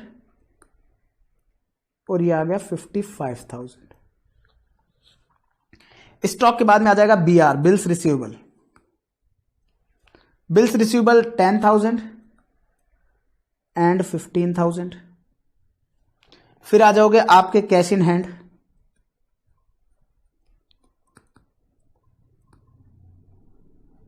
और एक आ जाएगा कैश एट बैंक। तो cash in hand, cash at bank 7,554। क्या और कोई करंट असेट बची है? No sir. तो लगा दो करंट असेट का टोटल। करंट असेट का टोटल लगाते हैं 70 प्लस 39 प्लस 10 प्लस 7 प्लस 5, तो ये हो गई है आपकी 131 की।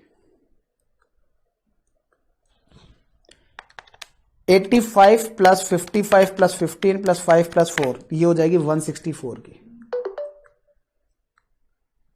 डन। तो करंट असेट टोटल डन हो गई है। अब आ जाओ टोटल करंट लायबिलिटी पर।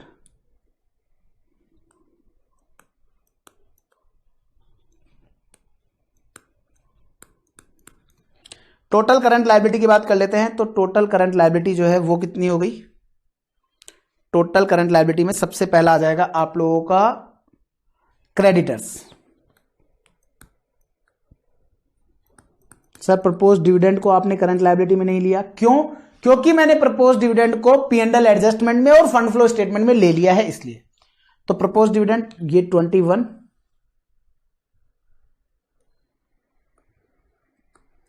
एंड ये हो गया आपका 25।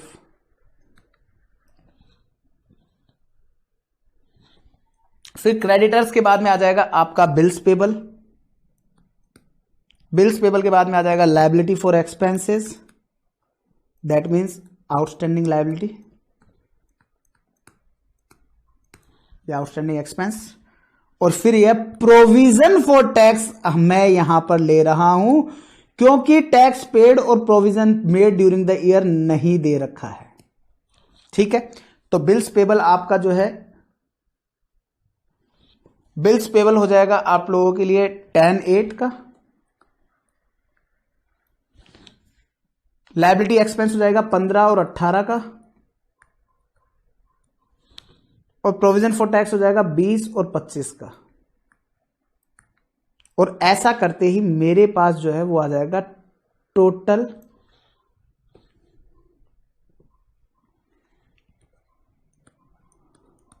करंट लायबिलिटी, जिसको मैं नाम दे दूंगा बी। यहां पर जो टोटल किया था उसको नाम दे देता हूं मैं ए। वर्किंग कैपिटल क्या आएगी? वर्किंग कैपिटल क्या होती है सर? वर्किंग कैपिटल होती है आप लोगों का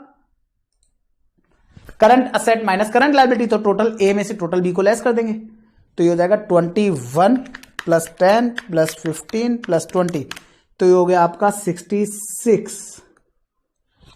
ये आ गया आपका 25 प्लस 8 प्लस 18 प्लस 25, ये हो गया 76। तो अगर ऐसा करने से मैं बात करूं तो मेरी वर्किंग कैपिटल आ जाएगी क्या? आंसर है यस सर, आपका वर्किंग कैपिटल आ जाएगा। और वर्किंग कैपिटल होगा ए माइनस बी, और वो आ जाएगा आप लोगों का कितना?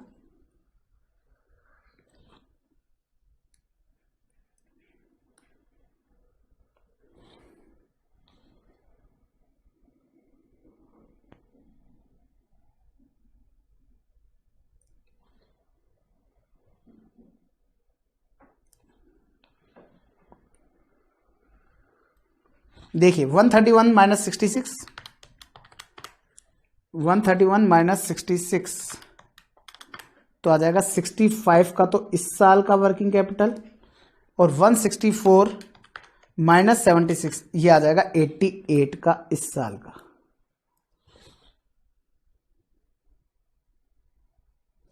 तो आप लोगों का चेंज इन वर्किंग कैपिटल, आपका इंक्रीज इन वर्किंग कैपिटल कितना आ रहा है? 88 माइनस 65 तो आ रहा है 23 का। इंक्रीज इन वर्किंग कैपिटल का आ रहा है 23 का। मैंने कहीं ना कहीं कोई ना कोई मिस्टेक कर दिया है क्योंकि आंसर मैच नहीं हो रहा है। मैंने कहां पे मिस्टेक किया सर? देखिए मैंने 70 85 लिया है, बिल्कुल ठीक है। स्टॉक 39 55 लिया है, ठीक है। BR 10 15 लिया है, ठीक है। कैश इन हैंड 7 और 5 लिया है, ठीक है। कैश एट बैंक 5 और 4 लिया है, ये भी ठीक है। फिर आ जाइए आप इधर, तो सन्ड्री क्रेडिटर मैंने 13, ओके, सन्ड्री क्रेडिटर मैंने गलत ले लिया, okay okay okay okay, sorry 21 25 मैंने प्रपोज डिविडेंड का ले लिया फिगर, ठीक है। मैंने कहा ना कहीं ऐसे जल्दबाजी के अंदर कई बार ऐसे भी गलतियां हो जाती हैं। तो ये आ गया 13 और ये आ गया 24। अब और ये चीजें आप बाद में कभी भी पकड़ नहीं पाते हो क्योंकि यहां तो मेरे को आंसर देखने को मिलता है, वहां पर आपको आंसर देखने को नहीं मिलेगा। 13 प्लस 10 प्लस 15 प्लस 20 तो ये होगा 58।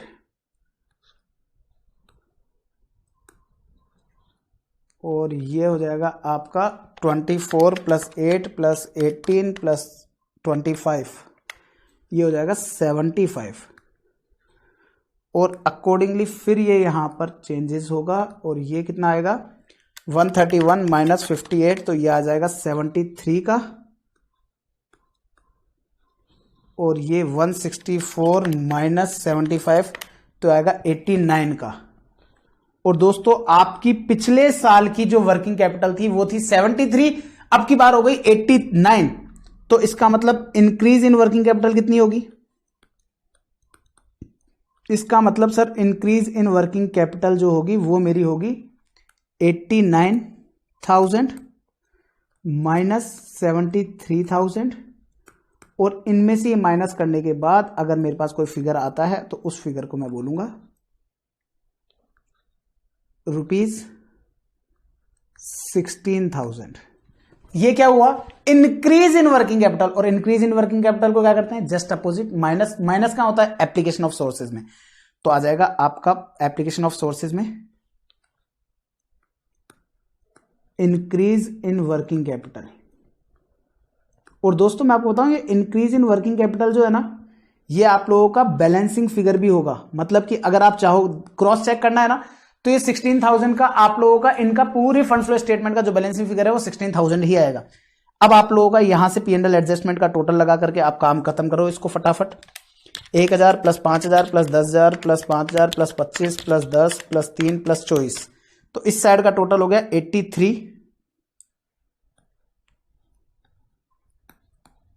तो इस साइड का भी टोटल आएगा 83,000 और आपका यहां पे जो बाकी बच जाएगा वो आएगा बाय फंड फ्रॉम ऑपरेशन। मैं पूरा नहीं लिख रहा हूं, आप लोग पूरा लिखेंगे। By fund from operation balancing figure, और बैलेंसिंग फिगर से आ जाएगा 83 माइनस 15 माइनस 1, तो आ जाएगा 67,000। और 67,000 को आपको क्या करना है, इसको यहां पर लिख देंगे 67,000, और आप देखोगे 67,000 में आपने माइनस प्लस किया 25,000 प्लस 5,000 प्लस 1,000 प्लस 50,000, तो आपका इसका टोटल जो है वो आएगा 1,48,000। आपको देखना है उधर का भी टोटल 1,48,000 ही आना चाहिए। 1,48 में से आप ऊपर से पहले 10,000 लेस करोगे, फिर 25,000 लेस करोगे, फिर 21,000 लेस करोगे, फिर 71,000 लेस करोगे, फिर 5,000 लेस करोगे, तो आपका आंसर 16,000 ही आ रहा है। और आप चेक कर लो, कुल मिलाकर के चेक करने के दो तरीके हैं, या तो इन दोनों का टोटल मैच हो जाए 1,48,000 1,48,000, या आप लोग इसको ये भी चेक कर सकते हो कि ये बैलेंसिंग फिगर से आए। That's all. इसी के साथ क्वेश्चन नंबर जो 13 है ना वो आप लोगों का कंप्लीट होता है। ये है जी पूरा का पूरी कहानी आप लोगों की फंड फ्लो स्टेटमेंट की, मेरे यानी कि आशुतोष लाटा की जुबानी। तो दोस्तों इसी के साथ आज के लेक्चर में बस मैं इतना ही रख रहा हूं। नेक्स्ट हम लोग जो है वो क्वेश्चन नंबर 10, 5, 6, 7 ये हम लोग 4 क्वेश्चंस एटलीस्ट कवर करेंगे। अभी हमारे 16 में से 2 क्वेश्चंस हो चुके हैं, दैट मीन 14 क्वेश्चन बचे हैं। 14 क्वेश्चन में से मेरी कोशिश रहेगी कि मैं नेक्स्ट लेक्चर में 4 से 5 क्वेश्चंस आप लोगों के साथ कवर करूं। तो 4 से 5 क्वेश्चन अगर हमारे कल नेक्स्ट लास्ट में कवर होते हैं तो अगले एक मतलब अगर मैं बात करूं इसके बाद आपका 2 लेक्चर तो लगेगा ही लगेगा, 2.5 या 3 लेक्चर मतलब 2.5 लेक्चर या 3 लेक्चर में आपका फंड फ्लो स्टेटमेंट कंप्लीट हो जाएगा। तो this is all about fund flow statement. उम्मीद करता हूं कि आप लोगों को ये क्वेश्चन क्लियर हो गया होगा, स्टेप्स क्लियर हो गई होंगी, मैंने किस तरह से हर एक चीज को डील किया और हर एक चीज को किस तरह से सॉल्व किया। तो उम्मीद करता हूं आप लोगों को समझ में आया होगा। अगर आप लोगों को समझ में आए तो प्लीज मुझे आप लोगों के फीडबैक देना मत भूलिएगा। तो मैं CA CMA आशुतोष लाटा आप लोगों से विदा लेना चाहूंगा इस लेक्चर से, और उम्मीद करता हूं कि आप लोगों को फंड फ्लो स्टेटमेंट अच्छे से समझ में आया होगा। और अगर आप ये वीडियो YouTube पर देख रहे हैं तो वीडियो को लाइक एंड चैनल को सब्सक्राइब करना मत भूलिएगा, क्योंकि आप लोगों के लिए ही फायदे का काम है। ठीक है, तो that's all guys, bye bye, take care, ध्यान रखिएगा आपका और आपके अपनों का। This is CA CMA Ashutosh Lata signing off from this lecture number 1 of fund flow statement. That's all, bye bye. Notes download जरूर कर लीजिएगा, और प्रिंट आउट अगर आपको लेने हैं तो प्रिंट आउट्स आप लोग कलर्ड फॉर्मेट में लेना, आपके लिए काफी यूजफुल रहेंगे। Okay guys, bye bye.